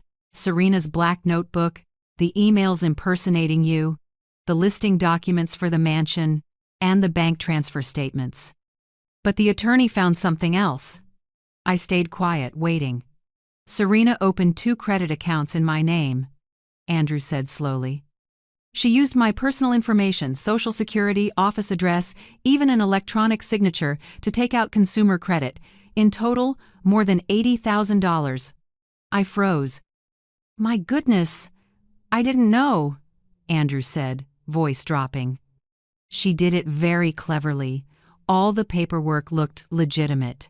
When I checked my credit, it finally showed up." He opened his laptop and showed me. Authorized user, Serena Cole, was right there. Along with the spending history, jewelry, travel, a VIP spa membership, even a beauty course in Paris. Looking at those cold numbers, I felt both hurt and tired. Serena had gone far beyond any limit, not just lying about love, but abusing the law and our finances. That afternoon, we went to the attorney's office. Thomas Bennett, a silver-haired man with a steady voice, stood to greet us and invited us to sit. "Mrs. Cole, Andrew," he said, "I've reviewed everything. The bank confirms identity fraud occurred. However, since Andrew signed a marriage record, part of the assets is still considered marital property. Serena will be liable unless she can prove lawful consent." He slid another packet toward us. "Serena's counsel just sent a divorce settlement proposal. She's willing to accept full wrongdoing in exchange for not being criminally prosecuted. If Andrew signs, it stays in civil court and won't go to criminal court." I looked at my son. He didn't speak, just stared at the wooden table, fingers interlaced. "What do you think?" I asked softly. He looked up, eyes sunken. "I don't want to see her in prison, Mom. I just want a clean break for everything to end." I nodded slightly. "Sometimes forgiveness isn't because they deserve it, but because we need peace." The attorney smiled, eyes kind. "I believe that's a sound choice. Her social and financial consequences are already substantial." It was true. After the public reveal at the mansion, Serena's reputation collapsed. Her family, once well-to-do in Palm Beach, cut ties. They quietly sold the condo she had lived in and moved away. I heard Serena rented a small studio on the outskirts of Miami, avoiding people she knew. I felt no joy. There's nothing to gloat about when someone drives herself over a cliff. I only felt a vague weight lift the guilty fog I'd carried for years, thinking I was the mother who broke a family. Justice arrived not with cheers, but with a door softly closing. A few weeks later, the divorce settlement was officially signed. Serena relinquished all property claims, including any share of the Coral Gables mansion. The court recorded, "The house would be for my lifetime use, exactly as Andrew intended when he bought it." When I received the documents, I held them tightly not for their material value, but for the clarity they represented something twisted for far too long. After that, I set new rules for myself and our family. Rule 1. Financial transparency. I manage my accounts independently, keep clear records of every expense, and I taught Andrew to do the same. Never let blind love cloud your judgment, I told him. Real love isn't afraid of transparency. Rule 2. Firm boundaries. I cherish Danielle, the new woman in Andrew's life, but I also keep respectful space. Danielle understands and responds with grace. She always calls before visiting, always asks my opinion about arranging the living room, and never brings up Serena. I know that kind of tact usually comes from someone who's been hurt before. Andrew changed too. He no longer looks for perfect, but for honesty and kindness. He often tells me, "Mom, I don't need someone who makes me feel awe. I just need someone who makes me feel at ease." I smile. You've learned what took me a lifetime to understand. In the afternoons when Florida light slants through the windows, I often sit in the reading room and turn old pages. I don't strike out the memories of Serena because I don't want to forget. I keep them as a reminder. Lies can be gilded, but they always peel under the light. One evening, I sat at Michael's old wooden desk and rewrote my will. Not long, just a few pages. I wrote in the calmest voice, with no bitterness, only clarity. My estate will be distributed by the measure of one's character, not by blood.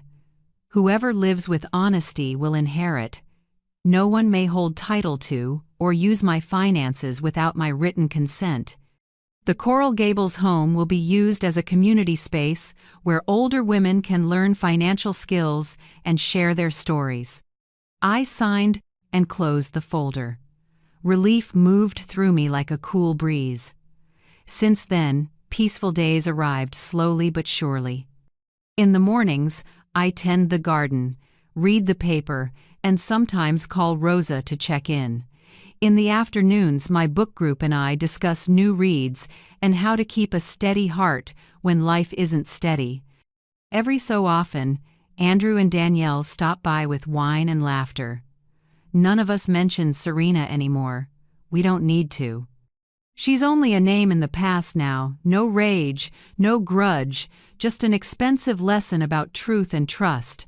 One late summer evening, I sat on the porch watching sunset turn the trees red. The last light glittered on the fountain, the same sound that once kept me awake, now lulling me gently. I murmured, half to Michael and half to myself, "We went through the storm and kept our dignity. That's enough." Then I smiled the smile of someone finished with the past and convinced that justice, even late, still arrives on time. On Monday morning, while I was watering roses out front, an old silver car stopped at the gate. The engine sounded rough and tired, as if it had traveled too many weary roads. I squinted in the sun, and my heart dipped when I saw who stepped out. Serena. I knew her at once, though it took a few seconds to believe my eyes. Hair once perfectly styled now hung messy, half dyed in two tones, a wrinkled blouse, worn jeans, heels with scuffed tips. No trace of the woman who used to sweep in wearing expensive perfume and a cold smile. She stood there in the Florida glare, clutching a small purse, eyes hollow and desperate. Mrs. Brenda. Her voice was hoarse, like she'd cried all night. "I just want to explain and to apologize." I stayed silent for a few seconds. Water from the can trickled over the rose roots. The sound on the leaves was steady, calm, the opposite of the chaos in the woman's eyes. Finally, I spoke, light but firm. "You can talk, but only for a few minutes. I don't have much time left for old stories." Serena nodded and stepped up to the fence. She didn't cross the gate. Maybe she understood that boundary wasn't just iron, but the last bit of dignity for us both. "I know I have no standing," she said, eyes down. "I've lost everything: work, family, reputation. I just want you to know, I really did love Andrew. I was wrong because I was afraid of losing him. I thought if I controlled everything, I'd be loved more." I looked at her for a long moment. In that instant, I didn't see the schemer who had once wrecked my family. I saw a lost soul standing in the rubble she created. I answered softly, my voice steady as if speaking to myself. "Serena, no words can return the time I lost with my son. The missed birthdays, the ceremonies I sat through alone, the nights I believed I was a burden. But I hope you learn one thing. Real love doesn't require controlling anyone, and remorse only matters when it comes with responsibility."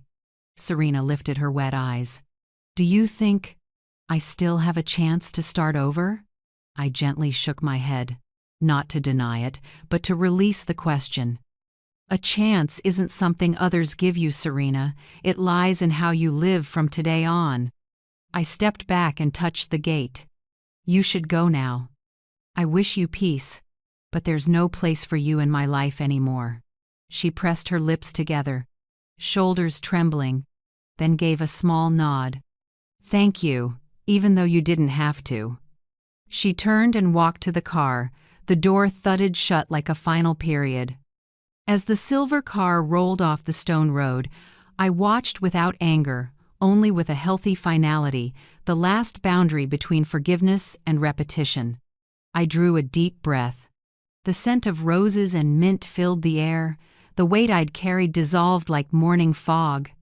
At noon, Rosa called. "Mrs. Brenda." Her voice was bright. "I just heard from neighbors your garden was picked as Garden of the Month. Everyone's happy you're our new neighbor." I laughed a real light laugh. "Thank you, Rosa. Maybe this neighborhood needed a bit of my old-fashioned touch." "No," she said, "you brought back something people forgot: feeling safe." After the call, I went back to watering. In the sun, the rose petals trembled, reflecting light like hundreds of tiny crystals. I realized I no longer watered to hide from loneliness. Now I watered to nourish life, both the garden's and my own. In the afternoon, I biked around the neighborhood. It had been ages since I felt it. The wind in my hair, the smooth roll of tires over stone. A few neighbors waved. Some kids shouted, "Hi, Miss Brenda." I smiled back, and my heart felt strangely warm. That evening, I opened my notebook and wrote a few lines. No longer pages of tears and fury, just small notes of simple joy. Today, the roses bloomed round as smiles. "I made the risotto, Michael." Loved It's Still Good, even for one. Andrew and Danielle promised to take me to the beach this weekend. I also tried things I'd postponed for decades, signing up for an oil painting class, a baking course at the community center, and morning walks to the nearby park. Sometimes I wondered, if Serena had never come, would I have learned to live honestly with myself like this? A question with no answer and none needed. What matters is I learned how to move on. One night, moonlight washed the garden as I sat on the porch, watching the fountains sparkle. I remembered the early days when that sound kept me awake, stirring emptiness. Now it lulls me to sleep. I murmured, as if talking to myself. Forgiveness doesn't mean forgetting. It means no longer letting the past steer you. because forgiveness isn't a gift for someone else, it's a gift I give myself, to live lightly, calmly, and free of old shadows. As I wrote that, I closed the notebook and looked toward the window where the breeze carried the scent of jasmine. I smiled. I'm no longer the trembling woman at that funeral, nor the victim in the little 4B apartment.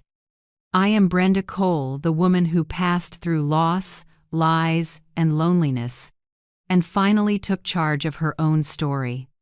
And if anyone asks me what justice is, I'll say, justice isn't only the sentence for the guilty, it's the moment the hurt person gets her voice back calm, clear, and without needing to shout.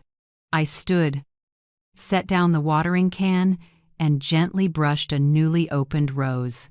That red no longer reminded me of blood or anger. It was simply the color of life, the life I reclaimed with my whole heart, with courage, and with forgiveness I don't regret. That afternoon, the Coral Gables sky looked gilded. Sunset spread over the pool like rippling old coins. Saffron from the kitchen drifted across the porch, warm and bright, calling back the memory of peaceful days long gone. I was stirring paella in the round iron pan that had been with Michael and me for more than 20 years. It was his favorite, a dish I still make on special days, as my way of saying the good things never really disappear. A car pulled up. Andrew and Danielle stepped out with 2 bottles of wine and a bouquet of lavender. "Mom, the weather's perfect today," Andrew said, the sunlight on his face making me remember the boy who used to run around the yard begging for a taste of undercooked paella. Danielle helped set the table. She laid the cloth, placed the plates, and smiled when she saw my old pan. "Is this the legendary pan Andrew told me about?"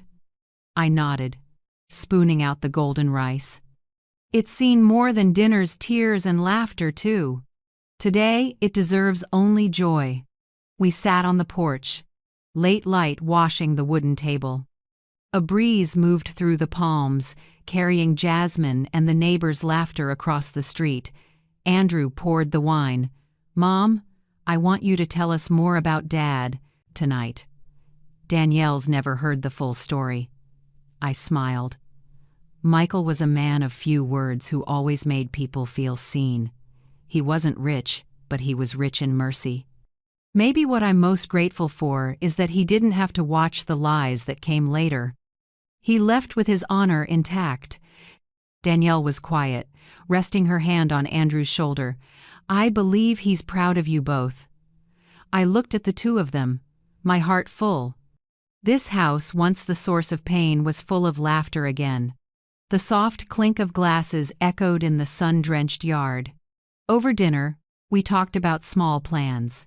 Andrew's new branch opening, Danielle's idea for a community health clinic for seniors, and me, I just wanted to plant more flowers, read a few more books, and learn to live a little slower. As the sky turned lilac, I watched the pool catch the last light and felt a quiet peace rise in me. I understood this is what people mean by healing, not loud, not declared, just a full, gentle silence after too much turmoil. I gathered my life's lessons and said softly, as if to the breeze, "Don't let anyone make you doubt your worth. Real love doesn't turn into tally marks. Loving your child doesn't mean subtracting yourself." Andrew nodded in silence, his eyes warm as a fire. Danielle gave my hand a gentle squeeze and smiled. I looked down at the house keys on the table, the little metal shining in the sunset. To others, they're small and ordinary. To me, they're the symbol of dignity and freedom restored. I knew I didn't need to prove anything else. I only needed to live true and let this home ring with the voices of decent people. That was enough. When dinner ended, Andrew helped me clear the table. Danielle washed dishes while I watched the sky shift from orange to violet to black. The day closed softly, no tears, just laughter woven with the wind through the palms. Tomorrow, I'll plant another bed of white roses right by the time fountain, not to memorialize anyone, but to thank life for giving me a chance to begin again, even late. I lifted my eyes to the night sky and told myself, the sun sets only to promise another dawn. Thank you for listening to my story to the very end. If you've lived through days of being misunderstood, of silence standing in for understanding, I want you to know this. You still deserve respect, love, and a voice in your own home. We, who have crossed the halfway point of life, don't need to defeat anyone. We just need to reclaim our peace and our worth. Because sometimes happiness doesn't arrive with someone's apology, but with the moment we're strong enough to forgive and move on without bowing our heads. I truly want to know, where are you watching this from? Where you live? What helps you keep your dignity and your voice within your family? Share in the comments. I'll read every line, as if we were sitting together on the porch with a cup of tea, talking about life. If my story helped you see a piece of yourself, please like, subscribe, and come with me on more journeys of healing, where we learn to let go of bitterness and hold our own hearts again. I had just dropped my husband off at the airport when my 8-year-old son, Liam, suddenly grabbed my hand so hard it broke the skin around my nail. His eyes widened as if he had seen a ghost. "Mom, we can't go home. Dad said tonight you and I will disappear. And he has to go far away so no one will suspect him." My heart stopped. I knelt down, held his little shoulders, and tried to steady the breath breaking apart in my chest. He had never lied, never trembled like this. But what made my spine turn cold wasn't Liam's words. It was the tone notification from my husband's text. "Go home as soon as you're done. Tonight is very important." Important? Important for whom? And for what? I realized this was no longer a normal day. If you're still listening, tell me where you're watching from. Every comment you leave is another mark in this journey. And if this story has touched you, don't forget to hit like so it can reach even further. I am Avery Morgan, recently turned 58, living in the suburbs of Charlotte, North Carolina, a place I once believed held nothing but peace, late afternoon sunlight, and the sound of children playing in the cul-de-sac. I had just dropped my husband Darius at the departure terminal of Charlotte Douglas Airport. He said it was only a 2-day business trip, one of the many he had taken over the past few years. I held Liam's hand, planning to head back to the parking lot, go home, heat up the chicken soup still sitting in the pot, and try to finish off a long day. But Liam's eyes froze. My steps. He wasn't playful, wasn't chatty, wasn't talking about school like usual. He stood still as if a spotlight had pinned his fear in place, his tiny hand squeezing mine until it hurt. "I heard Dad talking on the phone this morning," Liam whispered, staring at the floor as if trying to recall every word. "Dad said he needs to clear the house, no more obstacles, so we can start over." I listened, but couldn't make sense of it. Each word felt like a rock sliding down a mountain, crashing into the next, sending a violent rumble through my chest. Liam had never said anything like this. He was a sensitive child, observant but never one to make things up. I wanted to reassure him, to believe he misunderstood. But the fear in those brown eyes wasn't something an 8-year-old could fake. I tried to smile, though my voice shook slightly. "You must have misheard, Liam. Your dad makes work calls all the time." He shook his head immediately, sharp, decisive, painful enough to make my heart clench. "No, Mom, I heard right. Dad said tonight you and I will disappear. Dad said he has to go far away so no one will suspect him." My chest burned as if someone had poured boiling water inside it. I opened my phone by reflex, and that moment sent a chill through me. Darius's text had just arrived. "Go home as soon as you're done. Tonight is very important." Important? Important for whom? Important for what? I tried to swallow, but my throat felt packed with dust. For months I had felt something was off with Darius, but I pushed it aside, like a woman trained her, whole life to endure, to keep a marriage steady, the way women of my generation were taught to preserve a family. He started locking his phone, coming home late, blaming endless meetings, strange calls in the middle of the night that he took outside on the porch, whispering, his hand trembling, though he'd smile thinly at me. "Don't worry, it's work." I wanted to ask Liam more, but my throat wouldn't let sound out. I squeezed his hand and pulled him toward the parking lot. I could not let anyone in the airport see how badly I was shaking. "Liam," I said once we were inside the car, "you remember everything clearly?" He nodded without hesitation. "Dad also said they have to do it quickly tonight, because starting tomorrow, Dad will be free." Free. That word struck my mind like a metal bell. I started the car but didn't drive toward home. By an instinct I didn't know I had, I turned the opposite way onto the highway. I needed space. I needed time. I needed to know whether I was afraid of something real or scaring myself. But then my phone lit up again and again. Darius sent 3 more messages. "Are you on your way home yet?" "Why aren't you answering?" "Don't drive around. Go straight home." The tone of those texts was wrong, urgent in a way that made the back of my neck prickle. Darius was usually indifferent toward me. He had forgotten anniversaries, birthdays, everything. He never cared whether I got home on time. I began to tremble. "Mom," Liam whispered, "if we go home tonight, you won't wake up." I had lived long enough to know when a child's fear was real, and a mother's fear, sharp as a knife, forces belief whether she wants it or not. I turned into a residential street 3 blocks from our house. The oak trees cast shadows across the windshield. The quiet was so heavy I could hear my own heartbeat. I shut off the lights, pulled the sunshade down, and looked at Liam. "Baby, I believe you, but we need to see with our own eyes to be sure." "No, Mom," Liam grabbed my arm immediately. "Don't go near the house. Dad isn't Dad anymore."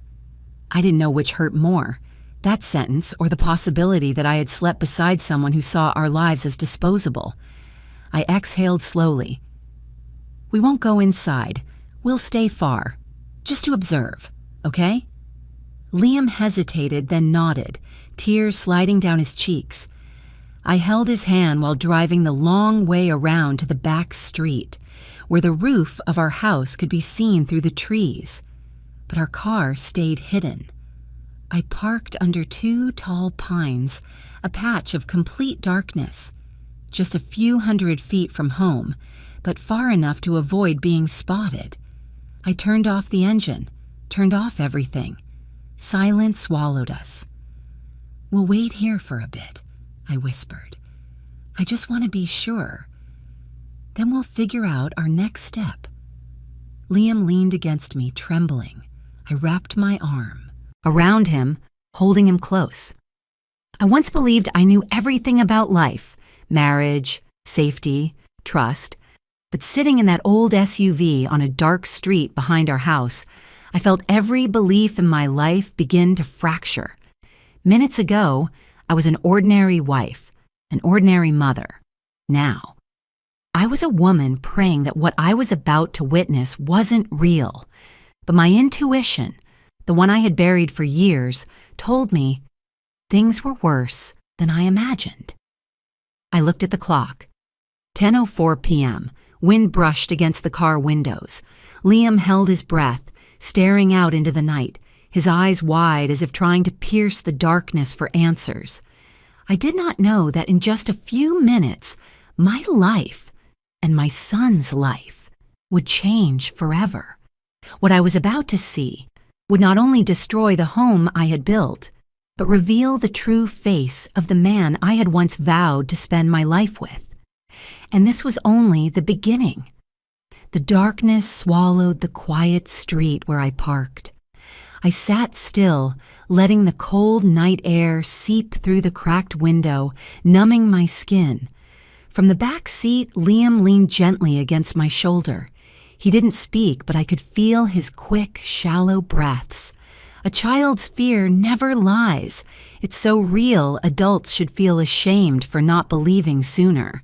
And in that heavy silence, memories reopened like pages, sharp and unforgiving. I began recalling the recent months, the strange signs that appeared piece by piece, like shards of glass I had stepped over without looking. Darius used to be carefree with his phone, leaving it in the kitchen all day. But recently, he changed passwords constantly, even tilting the screen away from me so I couldn't see. When I jokingly asked, "What are you hiding?" he snatched the phone from me so fast it startled me. His eyes darkened for a split second before returning to their usual calm. "Avery, don't pry into my work. It's not good for you." "Not good for me? Why me?" I laughed it off, like a wife who had learned to keep peace at all costs. But that sentence stayed with me like a thorn under skin. Then one day, he placed a stack of documents in front of me. "Sign these. Tax laws changed. Putting all assets under one name is easier." I stared at him. We didn't have a huge estate, but it wasn't small. The house, the SUV, my retirement account, Liam's savings fund. "Why in your name?" I asked. Darius smiled easily, patting my shoulder like I was a child. "I do everything for this family, Avery. You trust me. Trust. I had trusted him for 10 years. Trusted until trust turned blind. I signed, not out of confidence, but out of exhaustion. When you live with someone who dominates every conversation, sometimes you sign just to avoid another argument. A few weeks later, Darius announced, "I increased your life insurance policy to $2.8 million, just to be safe." Safe. He said it casually, like he was talking about an oil change or checking the gutters. I stood, frozen on the kitchen step, dish towel in hand, water dripping to the floor. Why me? Why not his policy? Why that amount? But again, I stayed silent. Women my age often choose peace over confrontation. I buried the discomfort deep inside, until tonight, when that discomfort returned as a warning. Liam had tried to warn me earlier. He told me about strange men standing outside our home at night, one wearing a baseball cap, watching the house until he noticed movement inside. I dismissed it. "Probably a delivery driver, sweetheart." Liam shook his head. "But he stayed a long time, Mom, like he was waiting." I should have listened.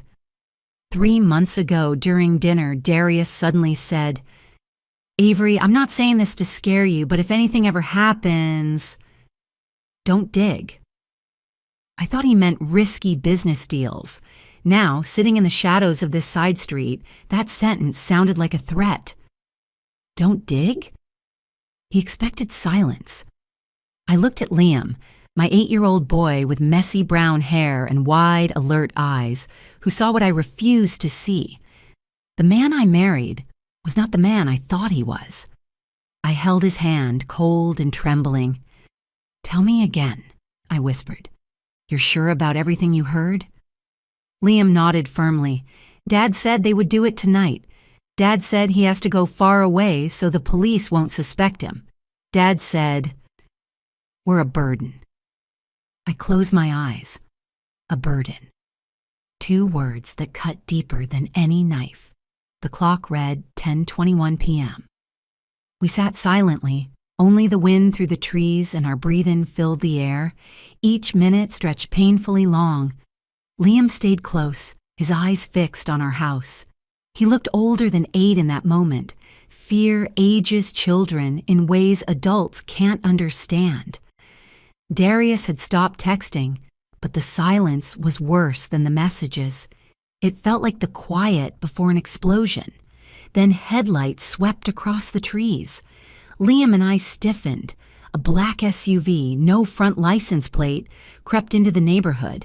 Not a neighbor's car, not a delivery truck, not anything familiar. It moved slowly, as if counting each house. Then it stopped, right in front of ours. Liam gripped my hand until it burned. "Mom, they're here." My breath caught in my throat. In that moment, every faint sign I had ignored snapped together into a complete picture, a pitch black, freezing picture. Darius had been preparing this for a long time. Every detail, every signed paper, every action, every word, all of it led to tonight. And when the two dark-clothed figures opened the SUV doors, I knew that if it hadn't been for Liam's whisper at the airport, we would have become two names in an investigation report. Mother and child died in a house fire caused by faulty wiring. They didn't know we were watching. They didn't know Darius's plan had veered off course. But I knew, with a painful cutting clarity, my life would never be the same again. The black SUV stopped in front of my gate as if it had found the exact address for a mission planned long ago. I lowered myself into the seat, wrapping my arms around Liam's head, my heart pounding like hammer blows inside my chest. In the thick darkness, both car doors opened at the same time. Two men stepped out. They were dressed entirely in dark clothing, hoods pulled low over their faces. They didn't act sneaky like people trying to break in. No, they moved like men doing familiar work, precise, instructed, routine. One of them walked straight to the front door, and then the thing that made me almost throw up on the spot happened. He took a key from his jacket pocket and opened my front door. No picking the lock, no forcing anything, no hesitation. He simply inserted the key, turned it, and walked in like a legal homeowner. My nails dug into my own skin hard enough to sting. I swallowed back the rising nausea. Only 3 people had keys to my house: me, Darius, and the spare key in his desk drawer, a place where I once heard him warn Liam, "Never touch this." There was no doubt anymore. Darius had given them the key. I looked at Liam through the darkness. His face was so pale it looked drained of blood. He gripped my hand, his voice trembling. "Mom, those are the 2 men from this morning. I recognize the way they stand." I didn't have time to ask anything else. Flashlights began sweeping inside the house, cold beams cutting across the windows, sliding along the walls like blades. I shivered. Never had my house, where I once hung our wedding photo, where I cooked late dinners, looked so terrifying. Just a few minutes later, a strange smell drifted out. At first it was faint, like burning plastic or motor oil, but it grew stronger, acrid, sharp, heavy, the smell of something flammable. I inhaled and nearly panicked. It was the same smell I'd caught when a neighbor cleaned out their storage using paint thinner, a smell that clings to the throat, raising goosebumps. The feeling of standing at the edge of a nightmare tugged me downward. "What are they doing?" I whispered to myself, though the answer had already flashed through my mind, clear and brutal. Liam whispered, his voice shrinking, "They're pouring something on the floor." Then the flashlights went out. A horrifying silence fell. I don't know how long each second lasted in that silence. My hands were shaking so badly I could hardly hold the steering wheel. Then suddenly, a flare of orange light burst inside the house, like someone had lit a giant match. My mouth fell open, then a muffled pop. A burst of flames erupted in the living room, so bright I saw it reflected on Liam's face. Fire spread fast like it had been fed fuel, crawling across the carpet, licking the sofa, catching the curtains. Within seconds, my living room, where I had just drunk tea last night, became a roaring pit of fire. I opened the car door by instinct. No, my house! But Liam grabbed my leg, pulling me back into the seat, screaming in panic. "Mom, you'll die! Don't go out!" His cry hit me like a slap, snapping me back. If I ran out there, if I tried to go inside, I would burn to death at the doorway. I wrapped my arms around him, holding his head against me. "It's okay, baby. It's okay." But I was the one shaking uncontrollably. The fire spread too fast, far too fast to be an accident. Within minutes, it swallowed the living room. Black smoke poured out of the windows, thick enough to smother the whole house. Small explosions followed, wood cracking, glass breaking, pieces of the ceiling falling. The flames surged as if assisted. This wasn't dry wood. This wasn't negligence. What had those men poured on the floor? How much? How long before we arrived? Neighbors started shouting. Porch lights flicked on across the street. Someone ran out with a phone to call 911. I watched the scene as if my legs no longer belonged to me. I loved that house. I had hung every picture on the wall, hand-placed every decal in Liam's room. All our memories were in there. But the fire didn't care. It climbed the stairs, then began licking into the second floor, where Liam's bedroom was. My whole body went cold.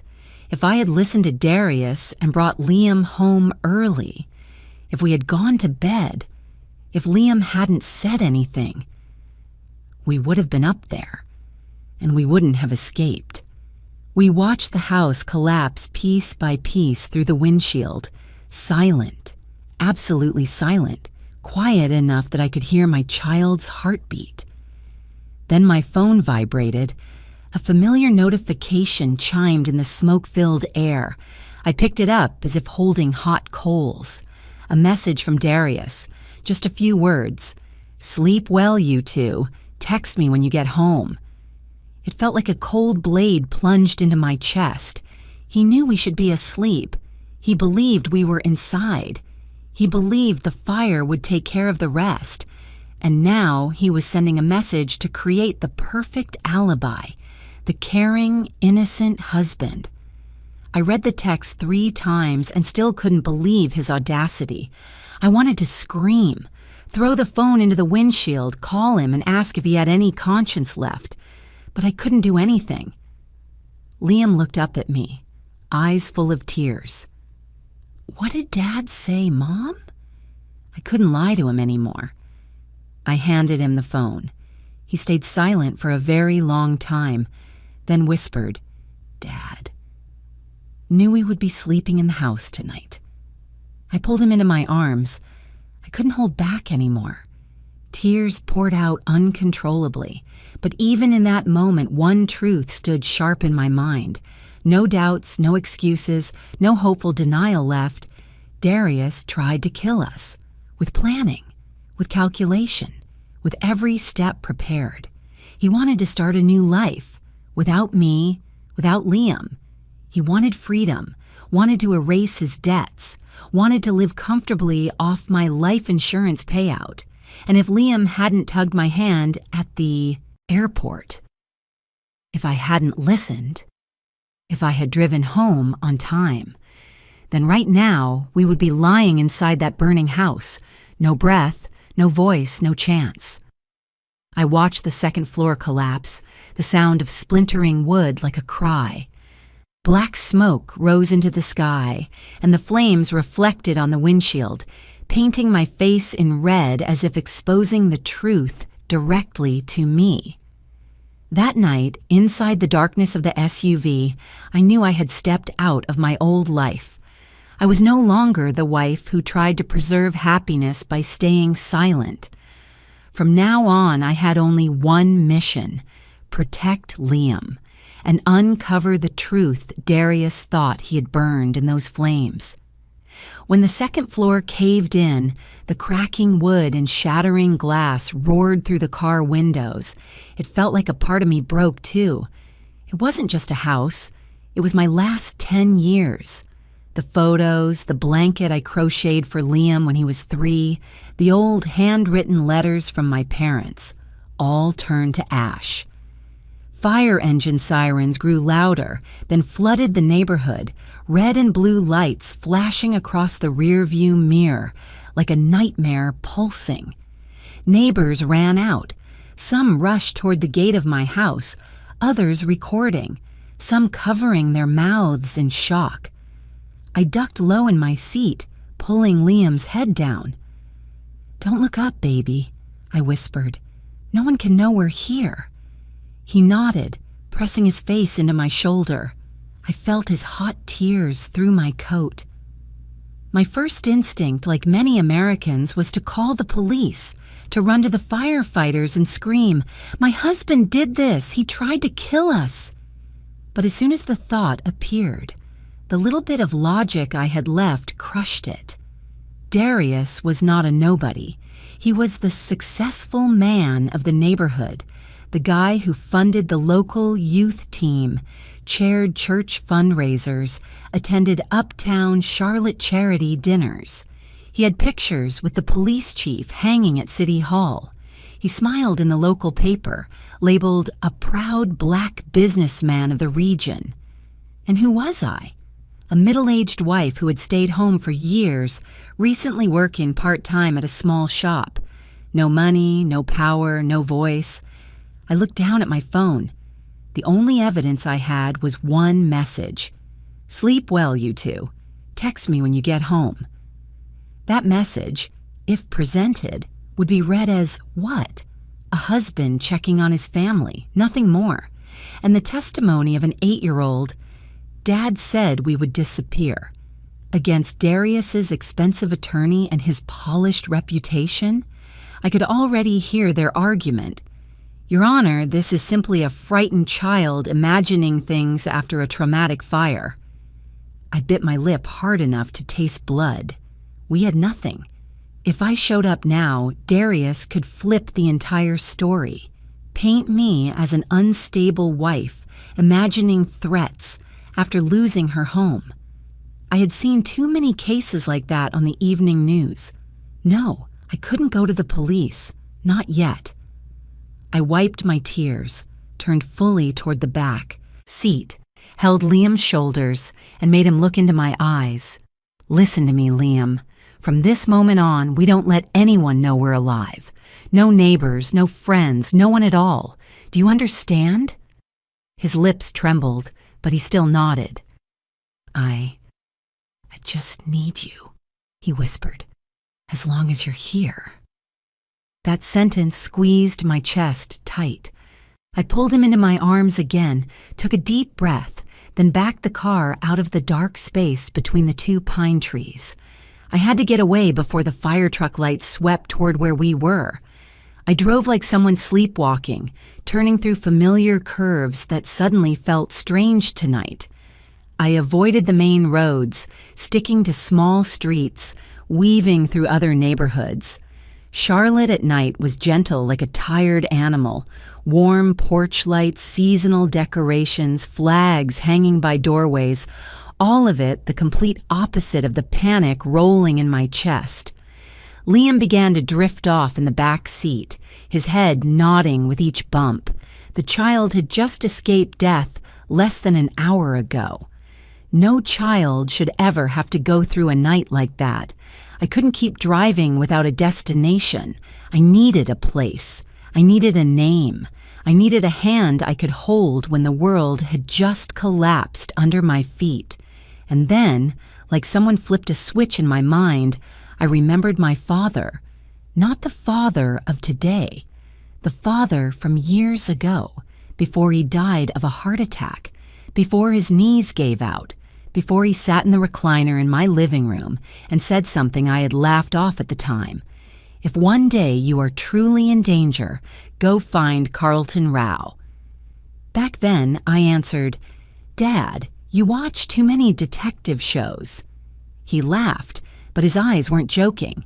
He opened his wallet, took out a small piece of paper with a phone number and 2 lines. Carlton Rao, attorney, and an address in the Midwood area. He folded it and pressed it into my hand. "I don't trust Darius," he said quietly. "I hope I'm wrong, but if one day something feels off, you call this. Don't ask much, just call." I had kept that paper in my wallet in the compartment I rarely touched. For years, every time I cleaned my wallet, I found it, shook my head, and said, "Dad worries too much." I never thought the day would come when that paper would be the only lifeline I had. Now, in the middle of the night, on an empty road, I switched on the car light and opened my wallet with shaking hands.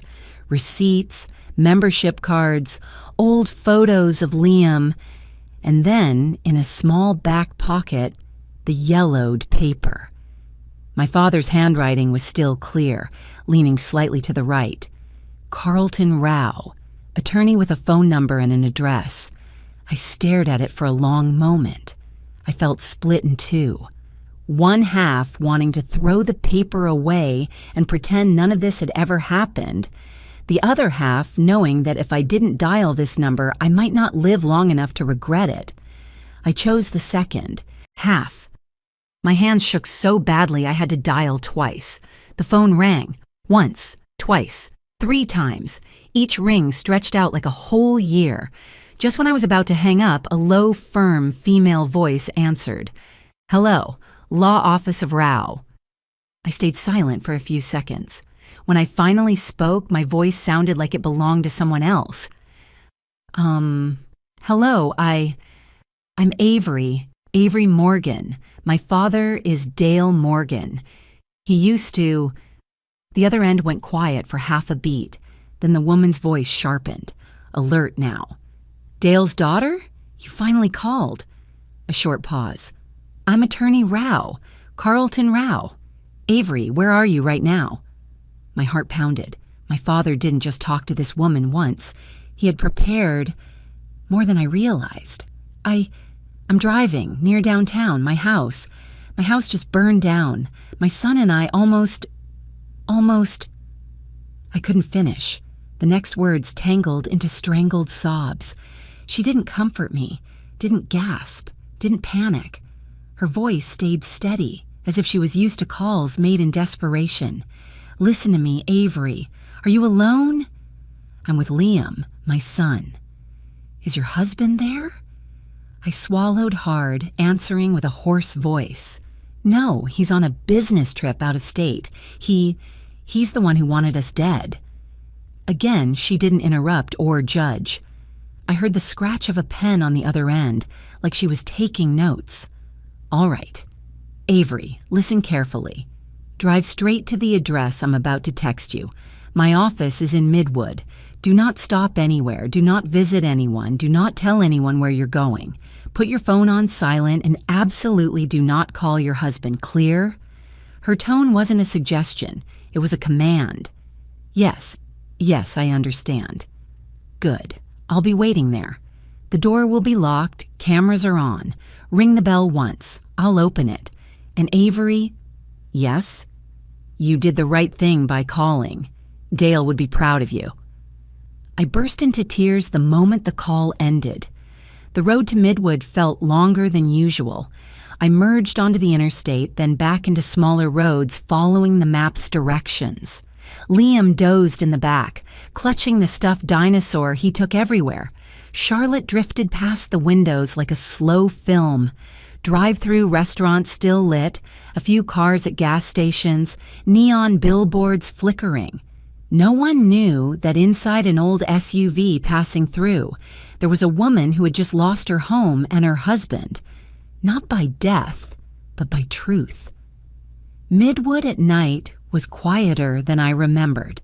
The area was full of old brick houses, small coffee shops, and family-owned stores. The GPS guided me to a 2-story red brick building on a corner with a tiny brass sign, "Rao and Associates, Legal Counsel." I parked by the curb. It was close to midnight. The building wasn't flashy like the law offices on TV. Only a warm yellow light glowed from a frosted window on the ground floor. A camera pointed directly at the porch.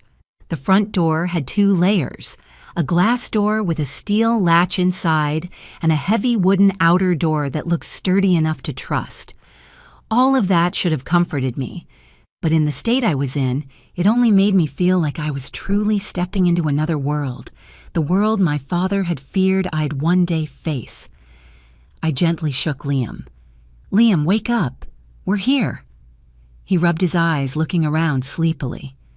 "Where is this, Mom?" "A place where someone can help us." I took his hand and we climbed the steps together. My hand trembled as I pressed the doorbell. In less than 10 seconds, the lock clicked. The wooden door opened first, then the glass door inside. A woman in her early 60s stood there. Dark brown skin, silver hair pulled back neatly, glasses perched on her nose. She wore a dark sweater and jeans, nothing like the polished attorneys on television. But her eyes, sharp, awake, steady, made me feel small, like a child. "Avery?" she asked. I nodded. "Yes, that's me." She glanced at Liam, still clinging into my hand, then opened the door wider. "Come in, quickly. Tonight is not a night to stand outside." Inside, the office was warm, smelling of strong coffee and old books.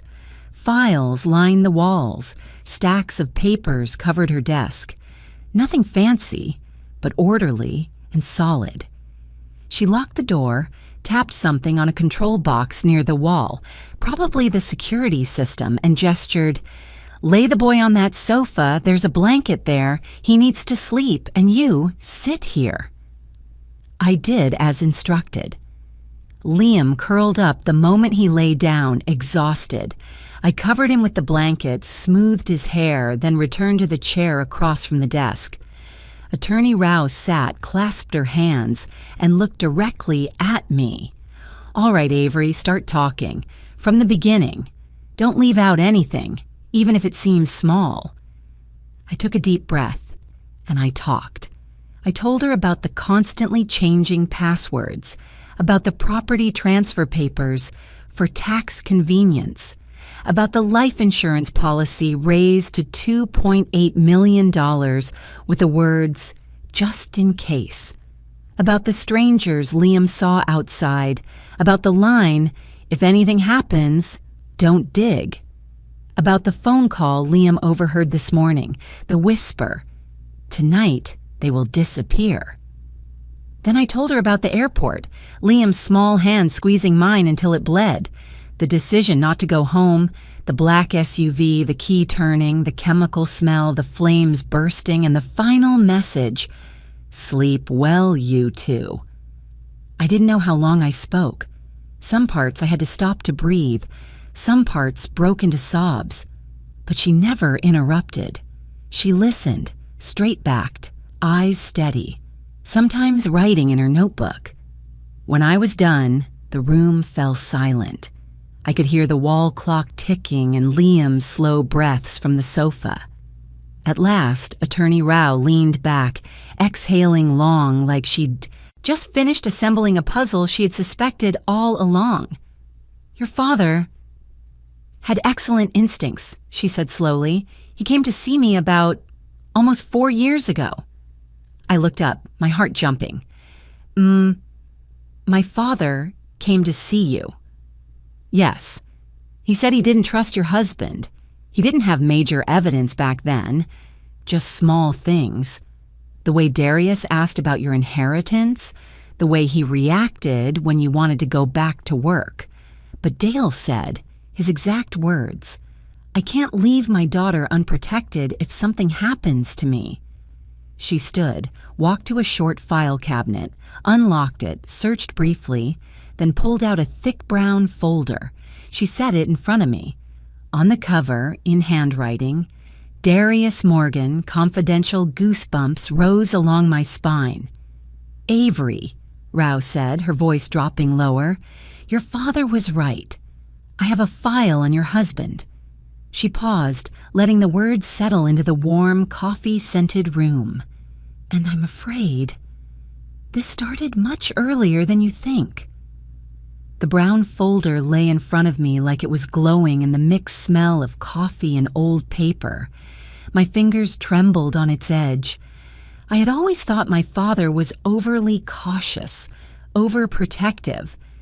But now, seeing the words, Darius Morgan Confidential, I just wanted to lean back and ask the sky, "How long had you known, Dad?" Attorney Rao pulled her chair closer, placing her hand on the folder, her voice steady like sharpened steel.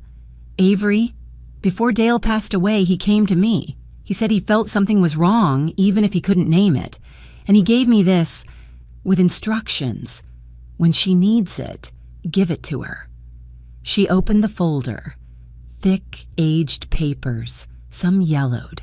The smell reminded me of my father reading newspapers in his tiny study. She pulled the first page out and set it before me. The title made my chest tighten. Financial Status Report, Darius Morgan. Not from a bank, not something he provided. This was from a private investigator. My father had hired someone to watch Darius. I stared at the page as if it were a mirror showing me the true state of my marriage. Columns of numbers, and it took me a few seconds to understand what I was reading. "This is debt?" I asked, my voice barely audible. "And hidden debt," Rao confirmed. "Not bank loans, not credit cards. This is gambling debt, debt from under-the-table dealings, debt paid in cash. Dale suspected it years ago, so he hired someone to follow him." She pointed to one line of notes. "Repeated short-term loans at Winston Club. Total of $180,000. I felt as if someone had poured stones over me. Darius wasn't just passionate about betting, like he used to say. He was buried in it. Buried so deep he couldn't pull himself out. Many other pages detailed failed investments, shady transactions, and finally, the thing that made me go numb. 2 years of contact with a local crime group to take care of the burden. I lifted my head, my lips so dry I had to wet them with my tongue. A burden? That means... Rao looked at me for a moment, her gaze neither avoiding nor softening the truth. "You and your son." The room tilted. I grabbed the edge of the chair. Liam was asleep on the sofa, blanket pulled to his chin, but just the thought of our names being called a burden made a burning pain run down my spine. Not because my husband wanted to kill me, but because he saw it as naturally as throwing away a broken object. I didn't know how long I was silent. When Rao continued, I realized my hands were clenched so tightly they had turned white. "This isn't all," she said, pulling out another stack of papers. "These documents track the money flow, especially the inheritance your mother left you." I leaned closer. That was the money I saved in our joint account, believing that spouses shouldn't hide things from each other. In the middle pages, it was written clearly, inheritance of $132,000. Withdrawn in 19 transactions, completely gone in 18 months. My heart felt like it had been punched. "Oh my God," I whispered. "He spent every dollar." I remembered asking Darius several times why our joint account was lower than usual. He always had an answer ready. Home repairs, future investments, work expenses. I believed him. I believed him because trusting your husband feels natural. Rao closed the file and spoke slowly, firmly. When that money wasn't enough, Darius turned to the only thing left that he could convert into cash. Your life insurance policy. $2.8 million. She emphasized each word. Was enough to clear the debt and start a new life. With someone new. Without you. Without Liam. I burst into tears. Not the choked sobs from sitting in the car watching my house burn. This time, the tears poured out like they had waited a long time to escape my chest. Betrayal isn't one stab. It's 1,000 tiny needles piercing every memory, every family dinner. Every night I stayed up sewing his loose buttons. Every moment he lifted Liam and called him the light of my life. All of it turned into smooth lies. I buried my face in my hands, my shoulders shaking. Liam, sensing something, stirred and opened his eyes. He saw me crying, jumped off the sofa, and ran to me, wrapping his small but determined arms around my neck. "Mom, don't be scared. I'm here." That sentence, on that night, felt like a small hand gripping my soul tight. I held him close, kissing his hair. He didn't understand everything, but he sensed his mother's pain, and that made my anger burn hotter. Rao let us hold each other for a moment, then spoke. "Avery, now you need to stay calm and listen. You have a major advantage. You're alive. But that alone isn't enough to charge Darius. To end this, we need solid evidence. Actions, instructions, transactions, hired men. Everything must be strong enough to bring him to court without giving him room to turn it around." I wiped my tears, forcing my breath to steady. But where is the evidence? The fire burned everything. Rao shook her head. Not everything. Men like Darius are careful. They keep a portion for themselves in case the people they hired turn on them. In the old investigation notes, there was mention of a lock inside his desk. I cut her off, my heart tightening. "The third drawer. On the right. I've seen him lock it, but I never had the key." That could be where he kept documents about the people he contacted. Notes, cash transaction records, a secondary phone, anything. And just one of those things is enough to turn the whole case. I looked at Rao, my mouth dry. "But the house burned down." "Fire burns wood faster than metal," she replied. "A small safe, a metal compartment, or a lockbox could still be intact.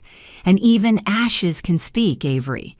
People who stage a crime scene always leave mistakes. The issue is, we must get there before anyone else comes back to erase the evidence." Her meaning was so clear I felt nauseous. We had to go back to that pile of ashes. We had to find what Darius didn't have time to destroy. Liam was still holding my arm, watching me with worried eyes. I inhaled deeply, forcing myself to stay steady despite my racing pulse. "Rao, do you think we can do it?" She didn't answer right away. She folded the file, pushed it gently toward me like handing over a piece of fate. "Avery," she said, her voice low but strong, "you are not just a victim. You are a survivor. You know better than anyone what's being hidden. You escaped a death he was certain of. You still have your son. The two of you witnessed what no one else saw." She looked straight at me. "If anyone can pull the truth out of those ashes, it's you." I held Liam's hand, squeezing it lightly. Yes, I was alive, and I was no longer alone. That night, in the small office in Midwood, with the hum of the air conditioner and the thick smell of coffee, I understood what my father had probably known for years. To save my child, I had to face the fire, this time with the truth. And the truth was in the place I once called home. I couldn't sleep that night. Even though my body was exhausted, my mind felt stretched like a tight string. Every time I closed my eyes, I saw flames climbing the walls, the two men entering the house with a key, the message from Darius lighting up the screen. Each image made my chest seize. Rao didn't force me to rest. She only said, as she handed me a warm glass of water, "Avery, tomorrow night we go back. Tonight he's still busy pretending. Tomorrow night the men he hired will think everything is done." I nodded. We had only one chance to find the evidence. If Darius returned to the Seen before we did, he would erase everything. The next night, right on time, we stood at the edge of the small forest behind the houses, where a dirt path ran behind the neighborhood. A path I used only when taking Liam to collect pine cones. Now it was an escape route, a re-entry route, the only route without cameras. Rao led the way, short but solid, her steps firm on the fallen leaves. I held Liam's hand. His hand was so cold I had to rub it to warm it. The thin moonlight through the trees made the path look dusted with silver. "Mom, are you sure it's safe?" Liam whispered. "It's not safe, sweetheart, but it's necessary." I squeezed his hand. He didn't say anything else, just walked closer to me. He had grown up too much since that tragic night, too fast for an 8-year-old. We exited the trail and reached the fence behind my house.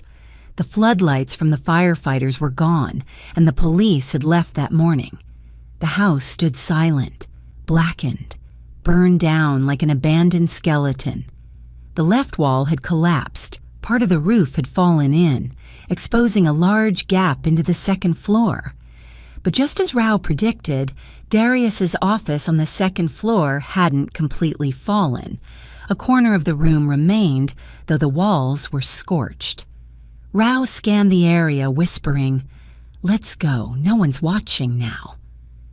We followed the fence and slipped through the smallest break. The burnt smell in the wind made me dizzy. I didn't know how I managed to walk back into the place that had almost killed me and my son. But my feet kept moving. The kitchen door was mostly charred. The frame tilted, pieces of wood falling as I pushed it lightly. We stepped inside, crunching over broken tiles and thick ash. The kitchen had once been where I taught Liam to make pancakes. Now it was just a pile of black debris. "Move fast," Rao said. "We have 15 to 20 minutes." There was no staircase left to reach the second floor, but part of the railing near the window remained, and the metal hooks still clung to the burnt wall. Rao brought a small climbing strap, something I didn't know why she owned and didn't dare ask. She tied the strap to the remaining wood, tested it several times, then nodded. "I'll go first. Avery in the middle. Liam last. I'll pull him up. Don't look down." I had never felt as weak as I did climbing that broken railing. Each step took both mental and physical strength. Ash slid under my hands. Wind blew through the open roof, carrying the smell of burnt metal and wood, like the night before was still smoldering. When we reached the second floor, the office appeared like a ghost. Darius's desk was burned from the top down, but the lower portion survived. The wall behind it was pitch black, the floor covered in ash, and in the middle of that charred wall was something that made me shiver. Darius's safe had been exposed, the wooden covering burned away, but the keypad still intact. Another thing chilled me. I'd always thought that safe was the most secure thing in the house. Now it sat uncovered like evidence against its owner. Rao signaled for me to hurry. I looked at the numbers, my hand trembling. The one code Darius had ever used, and confidently believed no one else knew, was his birth date. I typed it silently. Click. The safe door opened. Inside wasn't much, but enough to take my breath away. Bundles of cash wrapped in rubber bands, several SIM cards for untraceable calls. A black burner phone charred on one corner but intact. Debt documents, some with burned edges but mostly readable. Rao quickly gathered everything into the fireproof bag she brought, checking each item. "This is only part of it," she said. "Darius definitely kept a backup somewhere else." Before I could react, Liam tugged my sleeve. "Mom, here." He pointed to the burnt floor. A square piece of wood sat slightly offset from the rest, easy to miss without looking closely. I knelt, brushed away the ash, and lifted the plank. Underneath was a hidden compartment. My heart tightened. All these years living with him, I never knew there was a secret space under his office. Inside were a rough, old brown leather notebook with lightly burned edges, a thick envelope filled with receipts and handwritten notes, a small memory card. Rao opened the notebook first. On the first page, Darius's familiar handwriting cut me like a blade. Plan. Resolve the burden before October. It felt like someone slapped me across the face. Every loving word, every promise, all looked like ash-covered lies now. Rao flipped through. The following pages listed service payments, initials of contacts, scheduled times for cleanup, deposit amounts, notes saying, make sure no evidence is left. My hands shook over the pages. Every stroke of ink pierced the last thin layer I used to shield him. He's just stressed. He's just different lately. He'll be better. No. He wasn't changing. He was revealing himself. Rao closed the notebook and looked at me, her gaze sharp but not cold. This is exactly what we need. But just as she finished speaking, a sound froze my blood. The front door being shoved open, then heavy footsteps on the burned floor. Someone's here, I gasped. Liam clung to my arm, trembling. Rao motioned for absolute silence, then whispered, "The cabinet over there, quick!" We slipped into a half-burned wooden cabinet in the corner. Only half the door remained, but the darkness hid us well.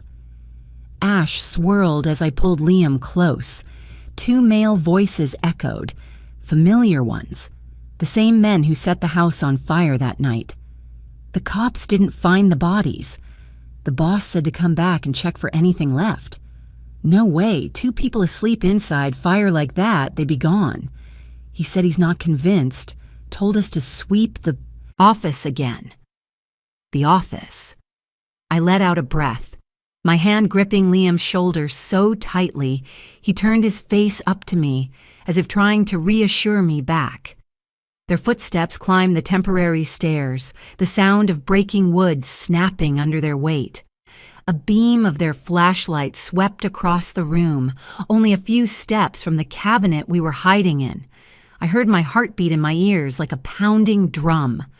One of the men said, "Hey, the safe is open." "No way, we didn't touch it." "Someone got here first. Watch out. Maybe they're still alive." I held my breath. Rao stayed completely still like a statue. Liam pressed his face against my chest. One of the men's feet stopped right in front of the cabinet. I thought I was about to faint when, "Ah!" A loud scream came from the porch on the first floor. A woman's scream, sharp, chilling, not the scream of someone in danger, but a scream meant to warn. The 2 men jerked back. "Someone's downstairs! Go!" Their footsteps pounded down the stairs. The door slammed, then silence. Rao slowly cracked the cabinet door open. She was breathing hard, but her eyes were still razor sharp. "Move. Now. They'll come back." We rushed across the room and climbed down the rope just like we had come.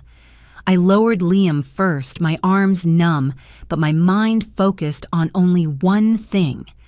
We had to get out. When my feet hit the ground, I turned to look at the house one last time. The blackened walls stood like witnesses to a crime. And also, the place where the truth had been pulled out of the ashes. Rao grabbed my arm, urging, "Run!" We ran through the trail and into the trees. Behind us, an engine started, and headlights swept across the area as if searching for something. If Rao hadn't yelled to distract them, we might not have had a chance to escape. When we reached the parking lot where she had left her car, I leaned against the door, gasping.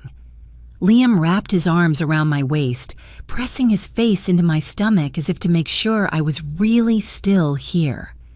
Rao started the engine, her voice strangely calm. Avery, tonight you found something most people never get the chance to hold, the truth. She glanced at the bag holding the notebook, the phone, the papers. And this truth will save both of you.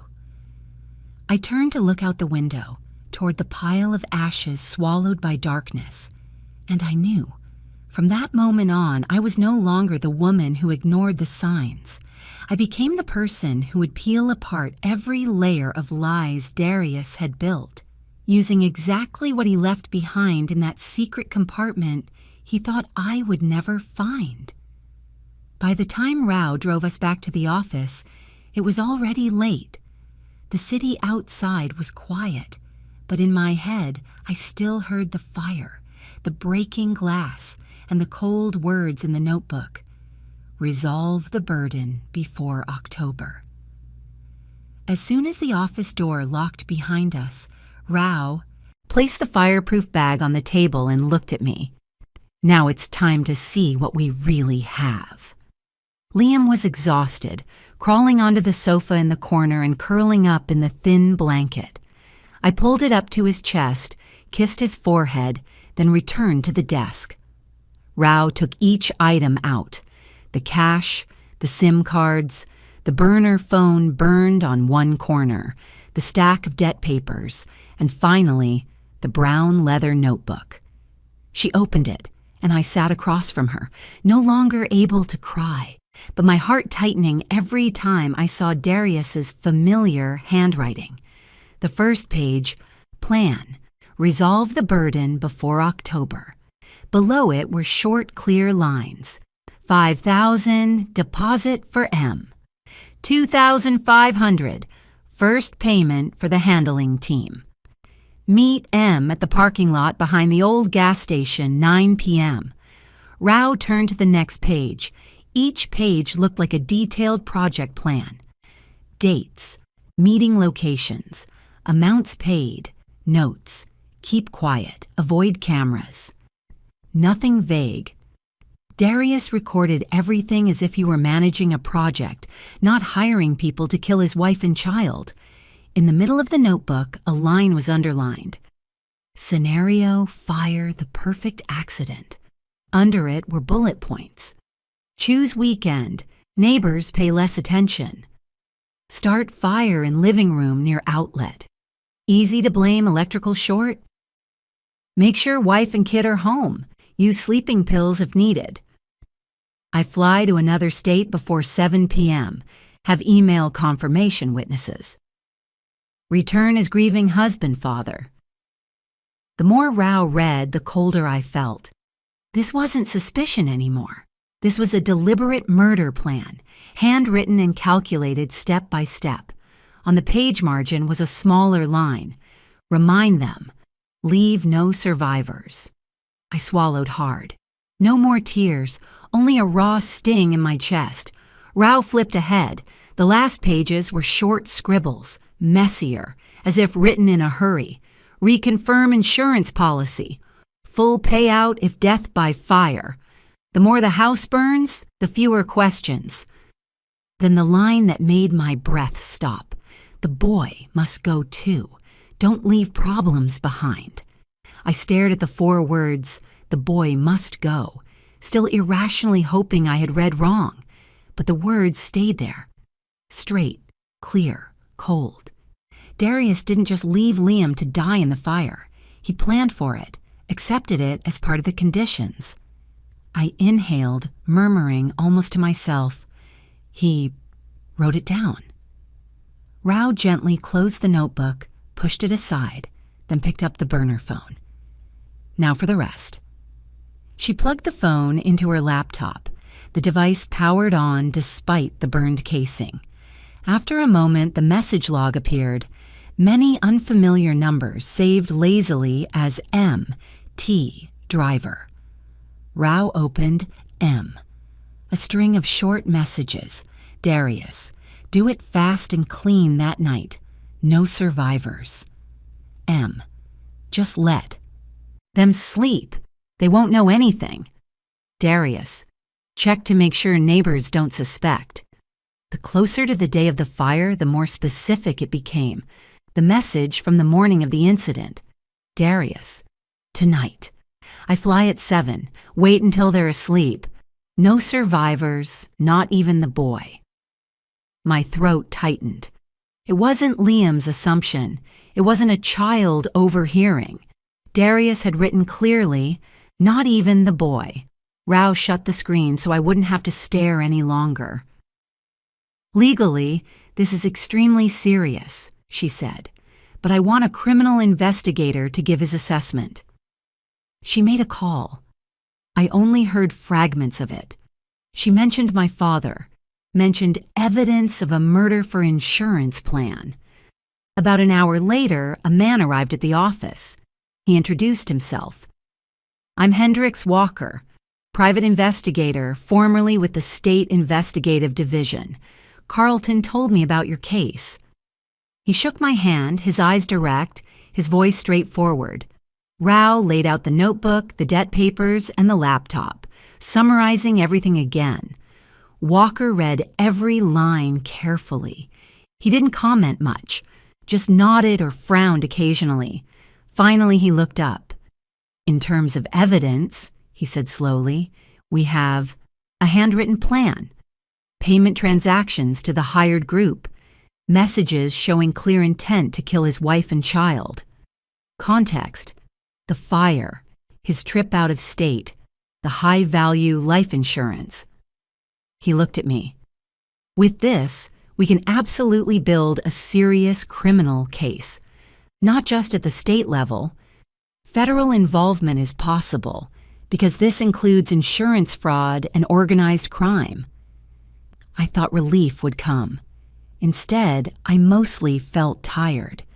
Tired because the evidence in front of me both helped me and shattered the image of the man I lived with for 8 years. Rao asked, "But there's still risk, right?" Walker nodded. Someone like Darius will hire an excellent lawyer. They'll say the notebook is just fantasy written under stress, no direct action taken yet. They'll try to separate him from the arsonists, argue that they acted beyond the agreement, claim he had never intended to kill his family. I cut in, my voice hoarse. But he wrote no survivors, not even the boy. Walker nodded. Yes, it's very strong, but a skilled lawyer will still twist it. Talk about threats from debt collectors, impaired judgment, psychological stress. If we only rely on documents and messages, there's enough gray area for them to create doubt. He leaned back, speaking clearly.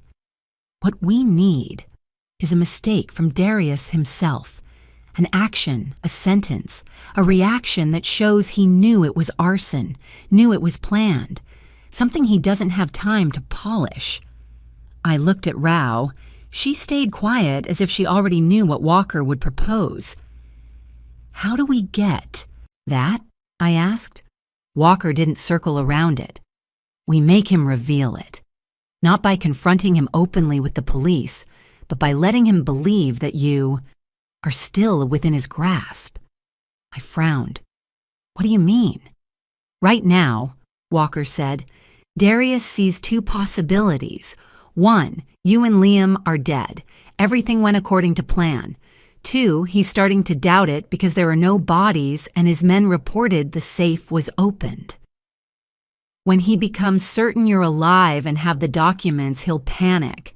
Panic makes people try to regain control, negotiate, threaten, manipulate, and the person he's been manipulating for years is you. I started to understand. A wave of discomfort rose in me. You want me to contact him? Walker nodded. Yes, but not as a woman who's fully awakened and ready to send him to prison, as the desperate wife who wants answers, wants to keep the family together, afraid of scandal. He explained clearly. If you text him aggressively or threateningly, he'll shut down, call a lawyer, and say nothing. But if you act weak, confused, wanting one last conversation, he'll lower his guard.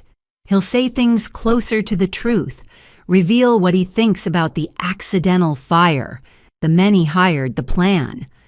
Rao added, "We won't let Avery be alone. The call or messages will be recorded. If there's a meeting afterward, it will be in public, with Walker's people watching and recording. But the first move must come from Avery's text." I looked at my phone on the table. Darius had been texting nonstop since last night. I tried not to read them, but I still saw the previews flash by. "Where are you? I'm worried sick. Answer me, I'm losing my mind." A part of me felt disgusted. Another part, honestly, still trembled at the thought of facing him, even through a few typed words.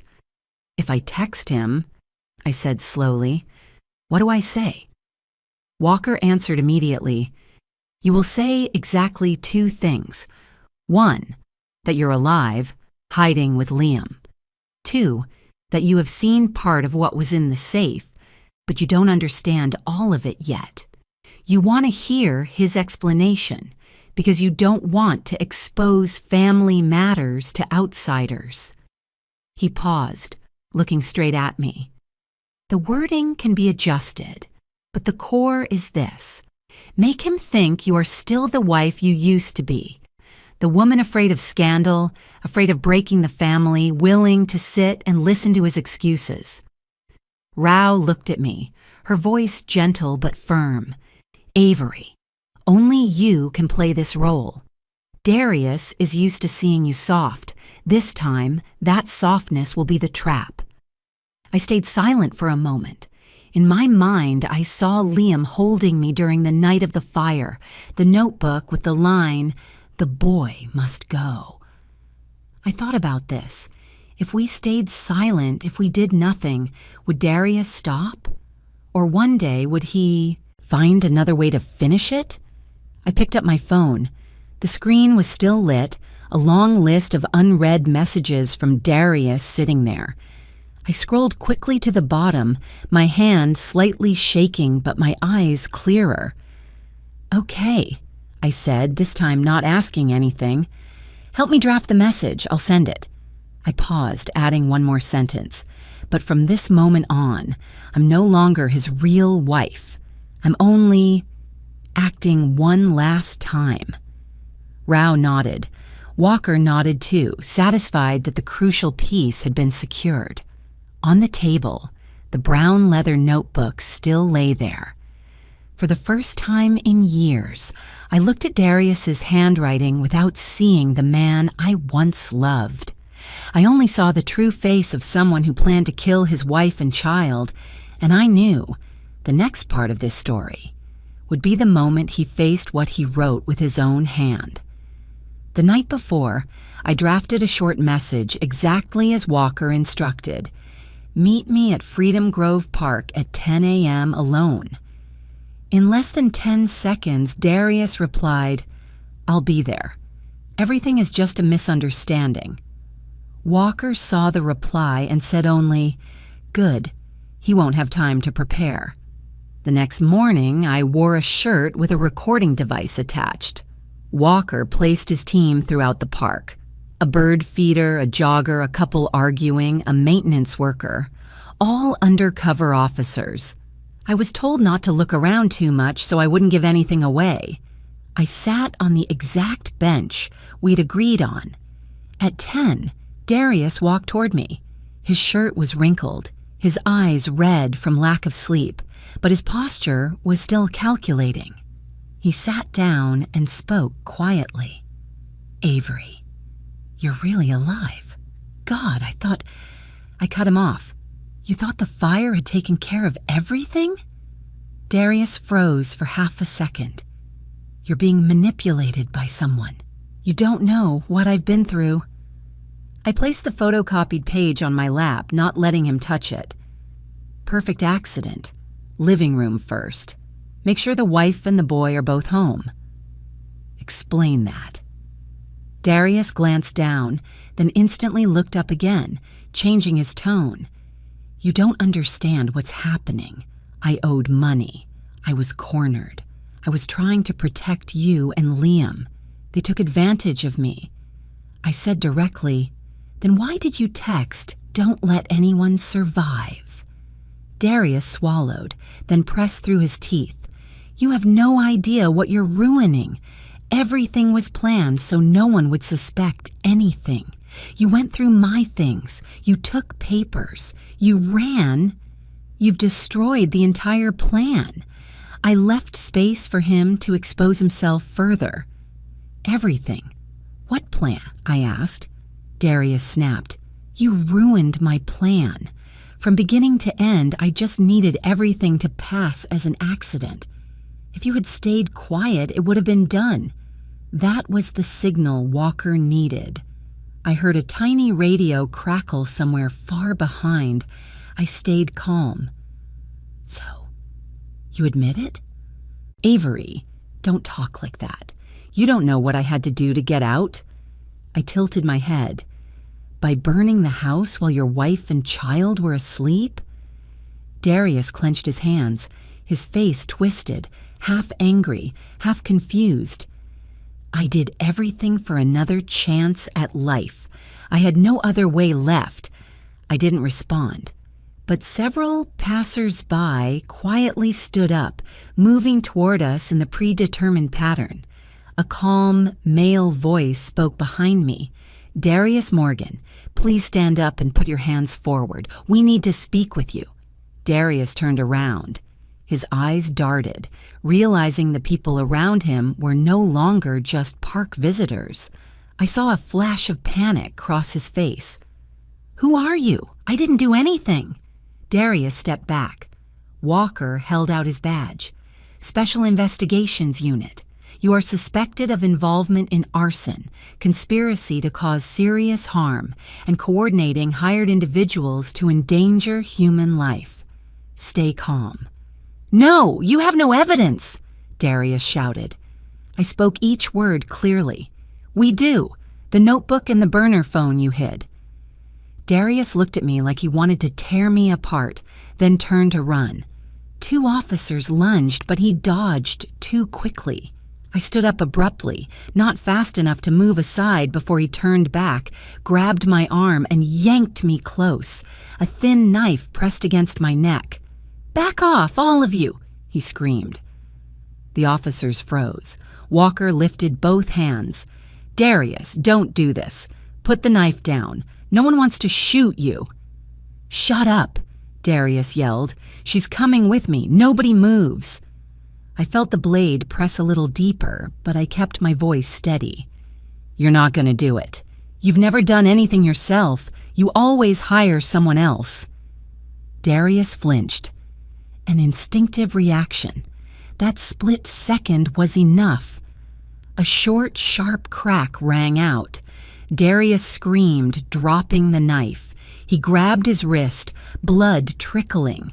Officers immediately pinned him to the ground, handcuffing him. I was pulled backward.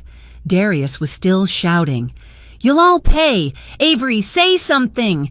You know I didn't mean—" I watched as he was shoved face down on the concrete, legs kicking uselessly. No confidence left, no calm, no charming mask he used to fool everyone. A female officer read the rights. "You have the right to remain silent."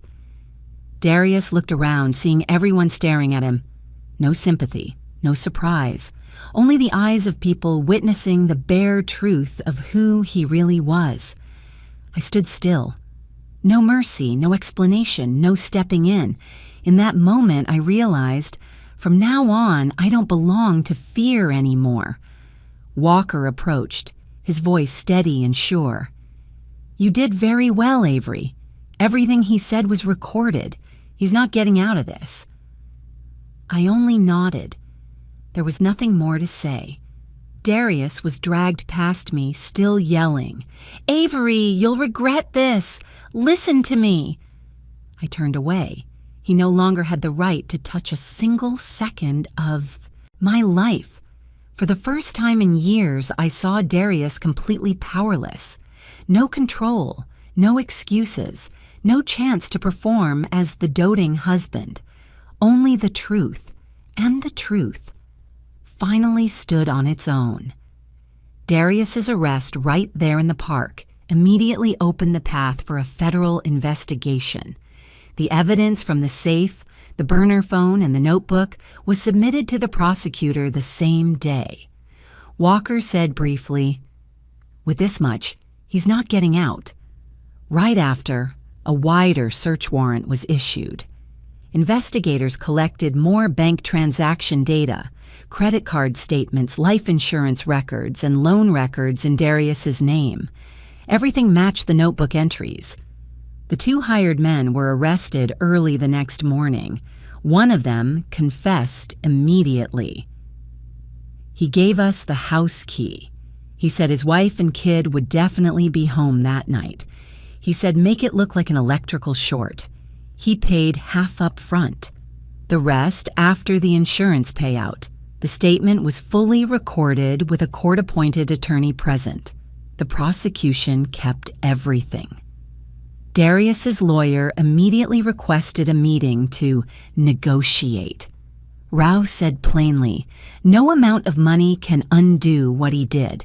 They were forced to bring the case to trial. The trial opened within 2 months. Darius appeared in an orange prison jumpsuit, hair trimmed, face tight with tension.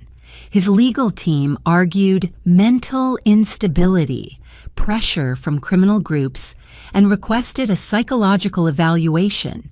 The prosecutor read a list of 14 charges aloud to the entire courtroom: first-degree attempted murder, 2 counts of intentional arson, insurance fraud, federal conspiracy to commit fraud, money laundering, association with organized crime, asset concealment, witness intimidation, and several smaller counts. Darius's lawyers fought back. Our client was under financial duress, psychologically unstable, and threatened. The notes in the notebook were imagination, not actual conduct. The prosecutor displayed the text messages on the large screen. "Don't let anyone survive. Not even the boy." The courtroom went silent. A financial expert testified next. He laid out every transaction, every cash withdrawal, every deposit into underground casinos. Most of the money flowed from the family joint account to Darius's personal accounts, then into intermediary accounts used by criminal groups. "This is not the behavior of someone coerced," he concluded.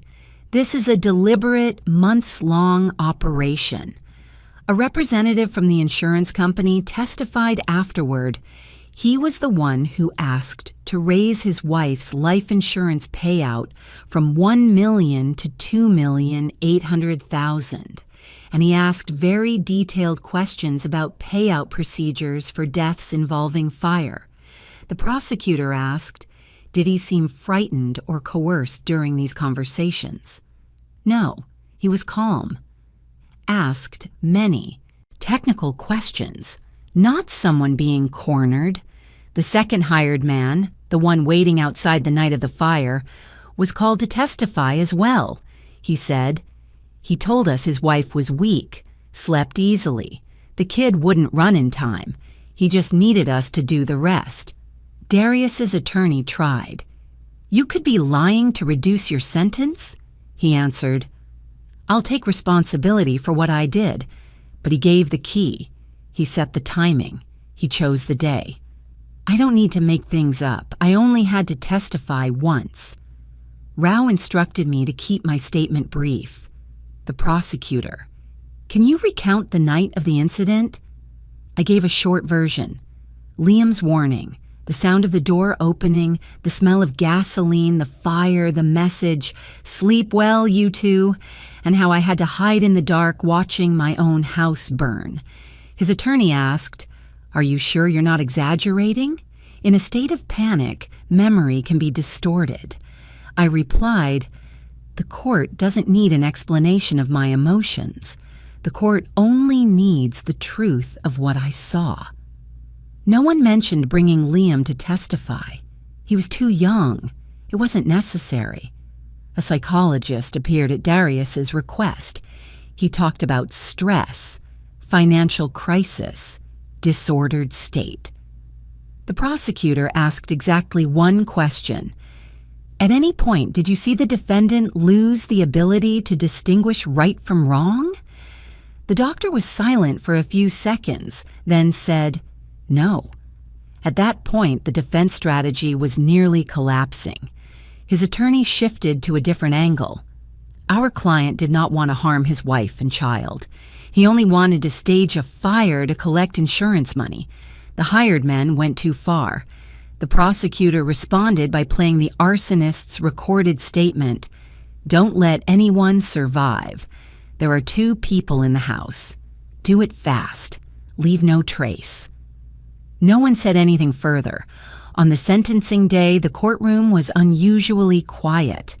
I was not present. I sat in Rao's office watching the live broadcast. Liam was in the next room playing with her son. The judge read the sentence. The defendant, Darius Morgan, is sentenced to 28 years in federal prison, not eligible for early parole. All major charges are upheld. Court adjourned. There was no applause, no protest, only his attorney standing to request the right to appeal. The judge nodded, expression unchanged. Walker called me. He has no room to maneuver. Even if he appeals, it won't reduce much. You and Liam are safe now. I answered, I understand. Rao placed a photocopy of the ruling in front of me. It's over, Avery. From here on, your life belongs to you and your son. That evening, I put Liam to bed. I said briefly, the court ruled. Your father will be gone for a very long time. Liam asked, will we ever see him again? I shook my head. No, you don't need to. He nodded softly, not scared, not shaken, just calm, as if he finally understood that the worst had passed. I turned off the lights. The room was silent.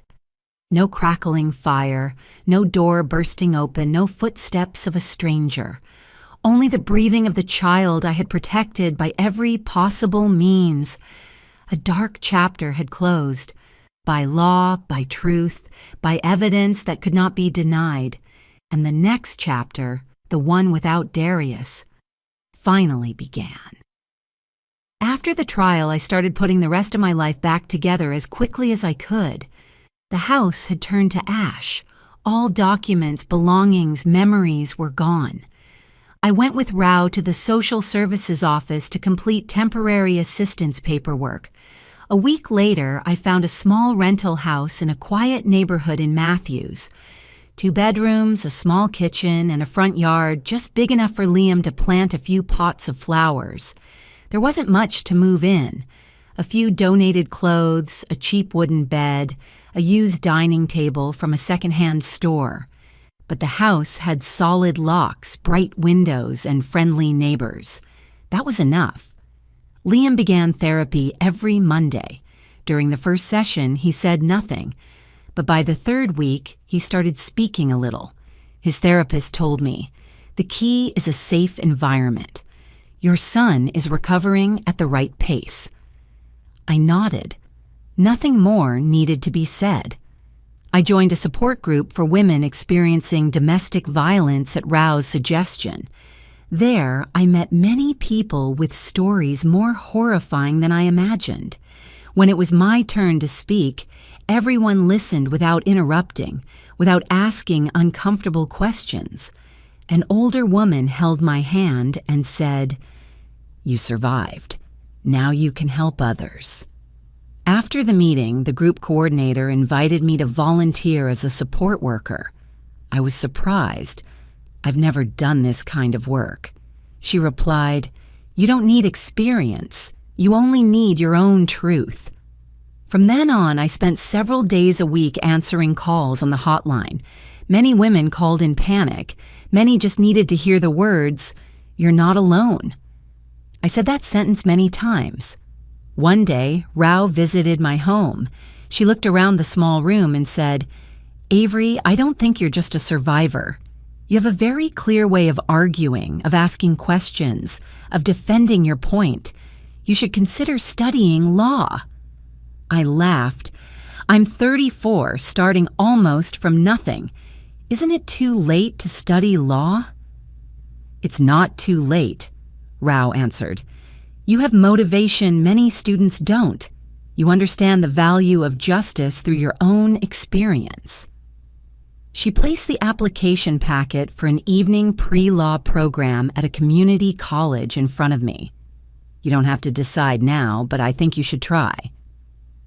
That evening, I opened the first page of the introductory law book she gave me. Liam sat beside me, doing his math homework.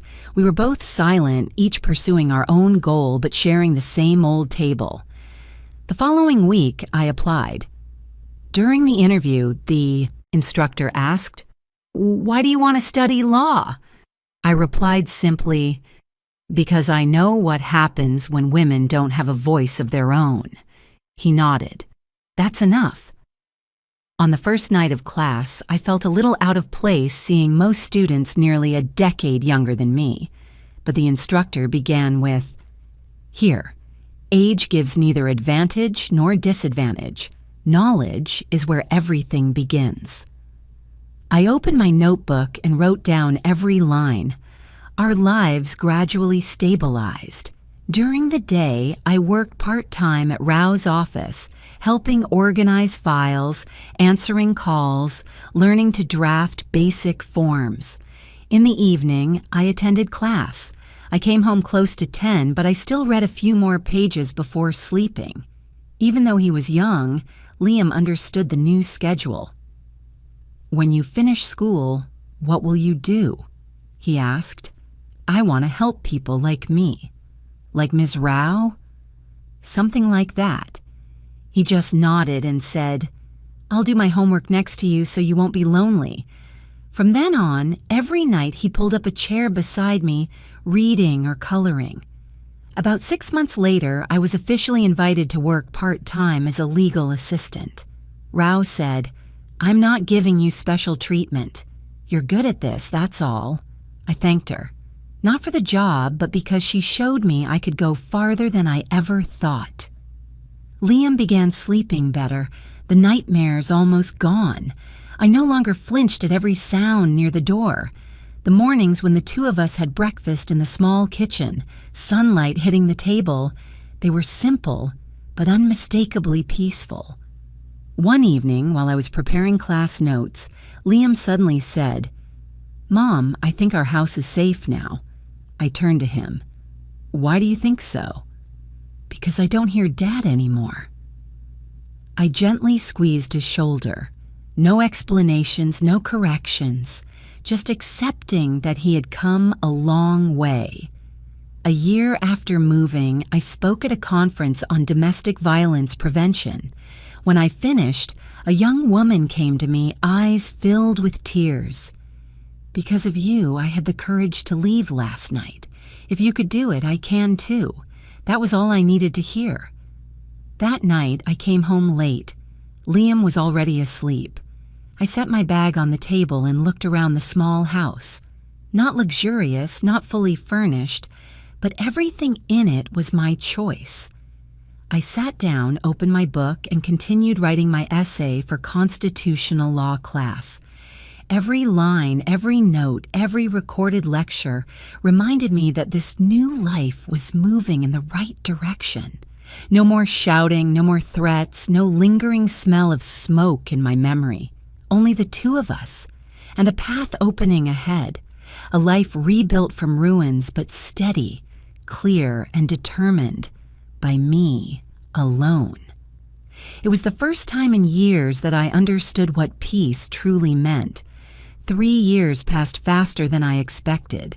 Studying law, nights staying up until 2 a.m. taking notes, the internships, assisting Rao, it added up to an opportunity I never imagined I would have. The morning I received the exam results, I opened my email in the small kitchen. Only one line. "Congratulations, you passed." I froze for a few seconds. No crying, no cheering. I just exhaled hard, closed the laptop, and picked up the phone to call Rao. I passed. I knew you would, Rao replied. Come to the office tomorrow to complete the onboarding. We have work to do. The next day, I officially signed with Rao and Associates as a new attorney. No big celebration, no party. Rao simply handed me a file. Your first case. A mother of 2, abusive husband, restraining order violated. You'll come with me for the interview. I nodded.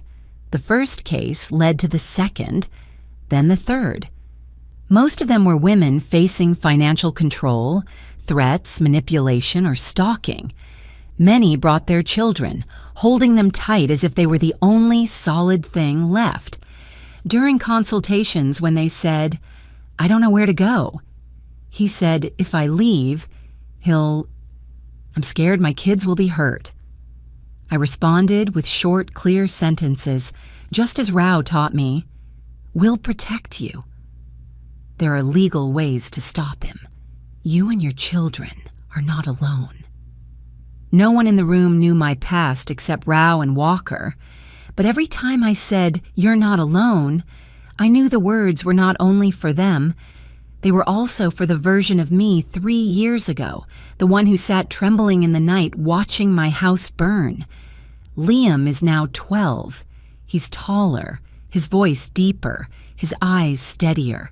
He no longer panics at loud noises or startles when someone knocks.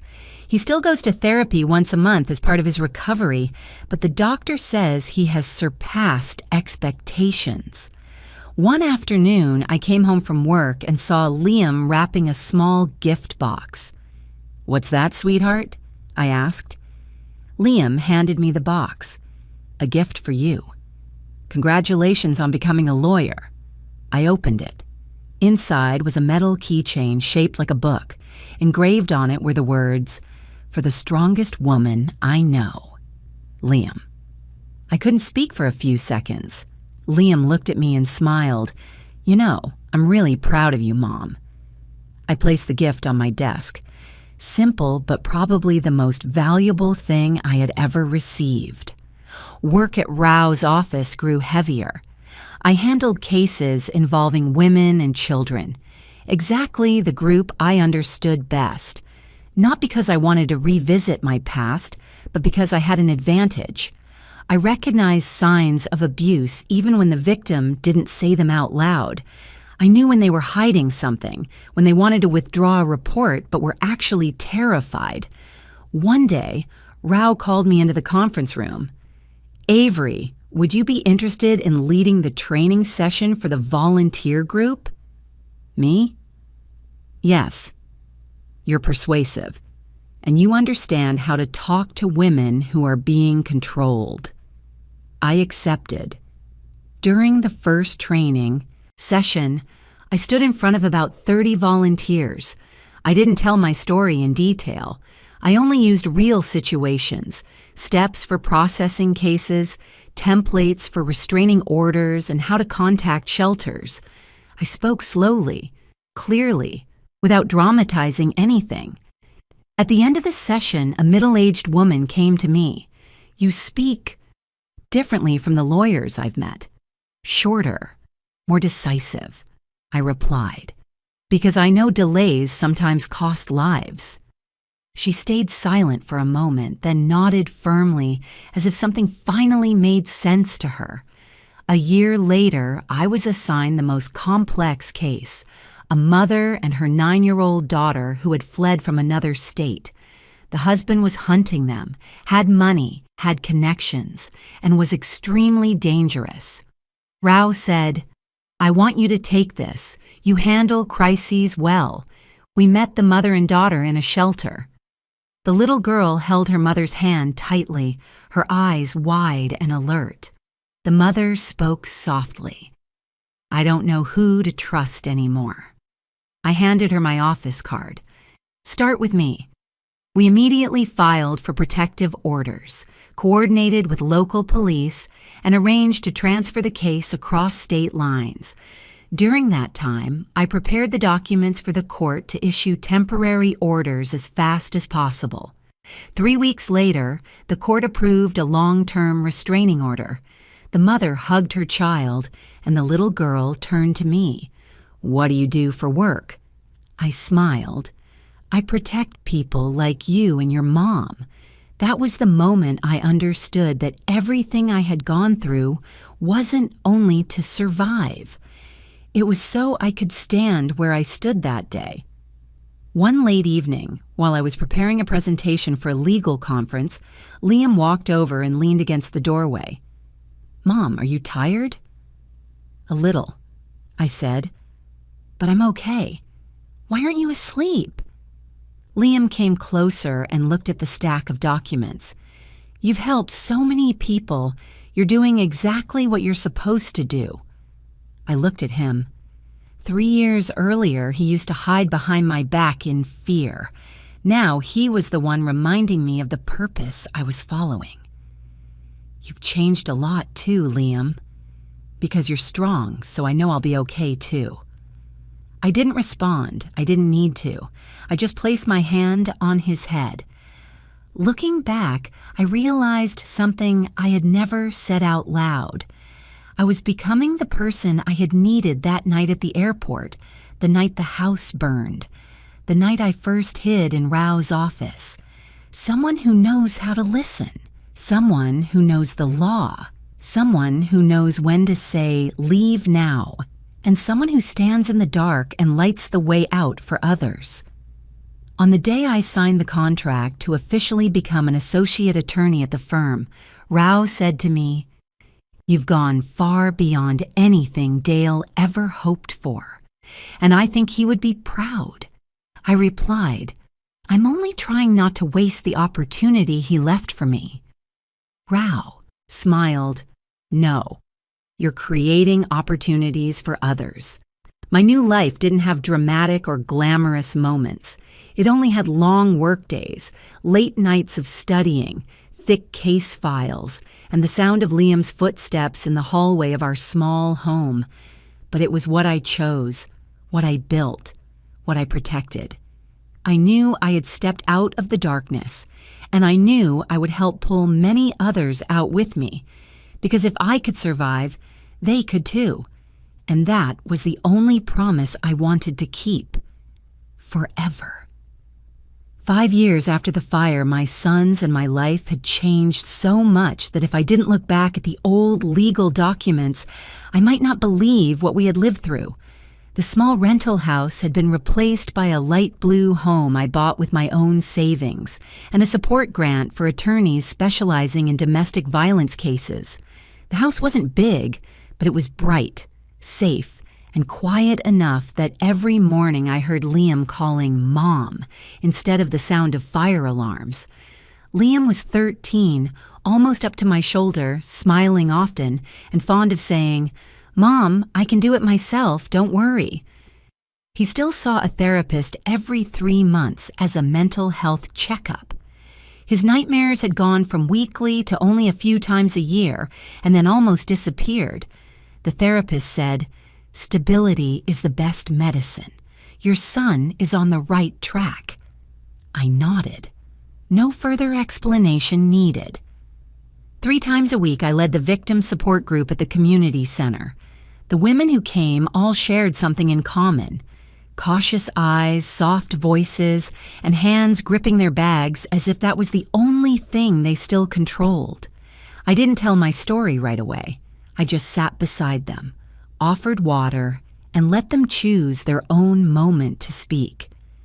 One Friday afternoon, the center was busier than usual. A young woman sat across from me, shaking so much she had to hold her cup with both hands. When I asked, "Are you safe now?" she only nodded and then burst into tears. I handed her tissues and said simply, "We start from here. You already did the hardest part, stepping out." That sentence wasn't poetic encouragement. It was a truth I had once learned with my own life. At the end of October, right after I finished a meeting with the federal attorneys about expanding a hotline for minors, Liam stood at the office door. "Mom, are you done?" I packed the files, locked the cabinet, and walked outside with him. The late afternoon sun lit the freshly cut grass, and he carried 2 cups of homemade juice. We had barely sat on the wooden steps when Liam suddenly asked, "Are you happy, Mom?" I turned to look at him. It wasn't a random question from a kid. He meant it seriously, like he needed to be sure of something. I answered with the simplest truth. I am. More than I ever thought I could be. Liam nodded, smiled, and rested his head on my shoulder for a moment. He didn't say anything else, but I understood. He just needed to know I was okay. And that allowed him to grow up without fearing the past coming back. My first case of the new year was protecting a mother of 2 who was being threatened by her husband. When I stood in court, I didn't shake anymore. I no longer felt like a victim trying to regain balance. I stated each clause clearly, cited each statute, filed for an emergency protective order, and presented the recorded evidence. The judge asked, "Attorney Avery, what do you propose to ensure the safety of the 2 children?" I answered immediately, "Transfer them to a shelter within 24 hours and request that the court allow police checks whenever needed during the first 30 days. When the hearing ended, the mother hugged me and said something I never forgot. "If I had met someone like you earlier, I wouldn't have been afraid for so long." I only replied, "Well, you've met me now, and I won't let anyone hurt you again." My life stayed busy, but it no longer felt like running. I knew I had passed the darkest point of my life when I could name everything calmly, without avoiding it, without trembling.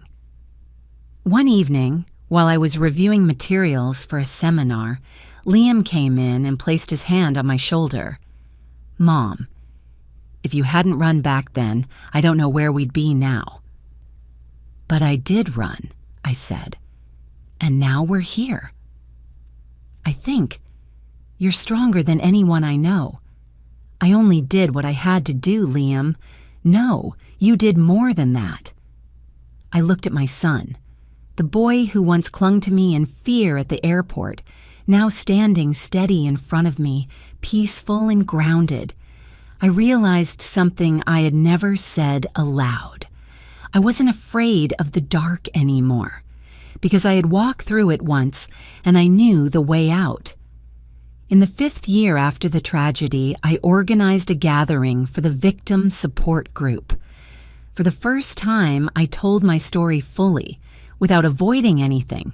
When I finished, the room was silent for a few seconds. Then one woman stood and clapped, then another and another, until the entire room stood. I didn't add anything. I didn't need to. I just bowed my head in thanks. At that moment, I understood that my story no longer belonged only to me. It belonged to every woman searching for a way out. I knew there would always be someone who needed to hear it, and I was ready to tell it whenever needed. Thank you for staying with me to these final lines. I don't know where you're from, what stage of life you're in, or whether you've ever faced darkness. But thank you for taking the time to listen to the story of a mother who almost lost everything. If you have thoughts, memories, or anything you want to share, leave a comment. I'd love to hear your story. And if you'd like to join me on future journeys, remember to like, subscribe, and follow so you won't miss any upcoming stories. Thank you sincerely. I wish you peace always.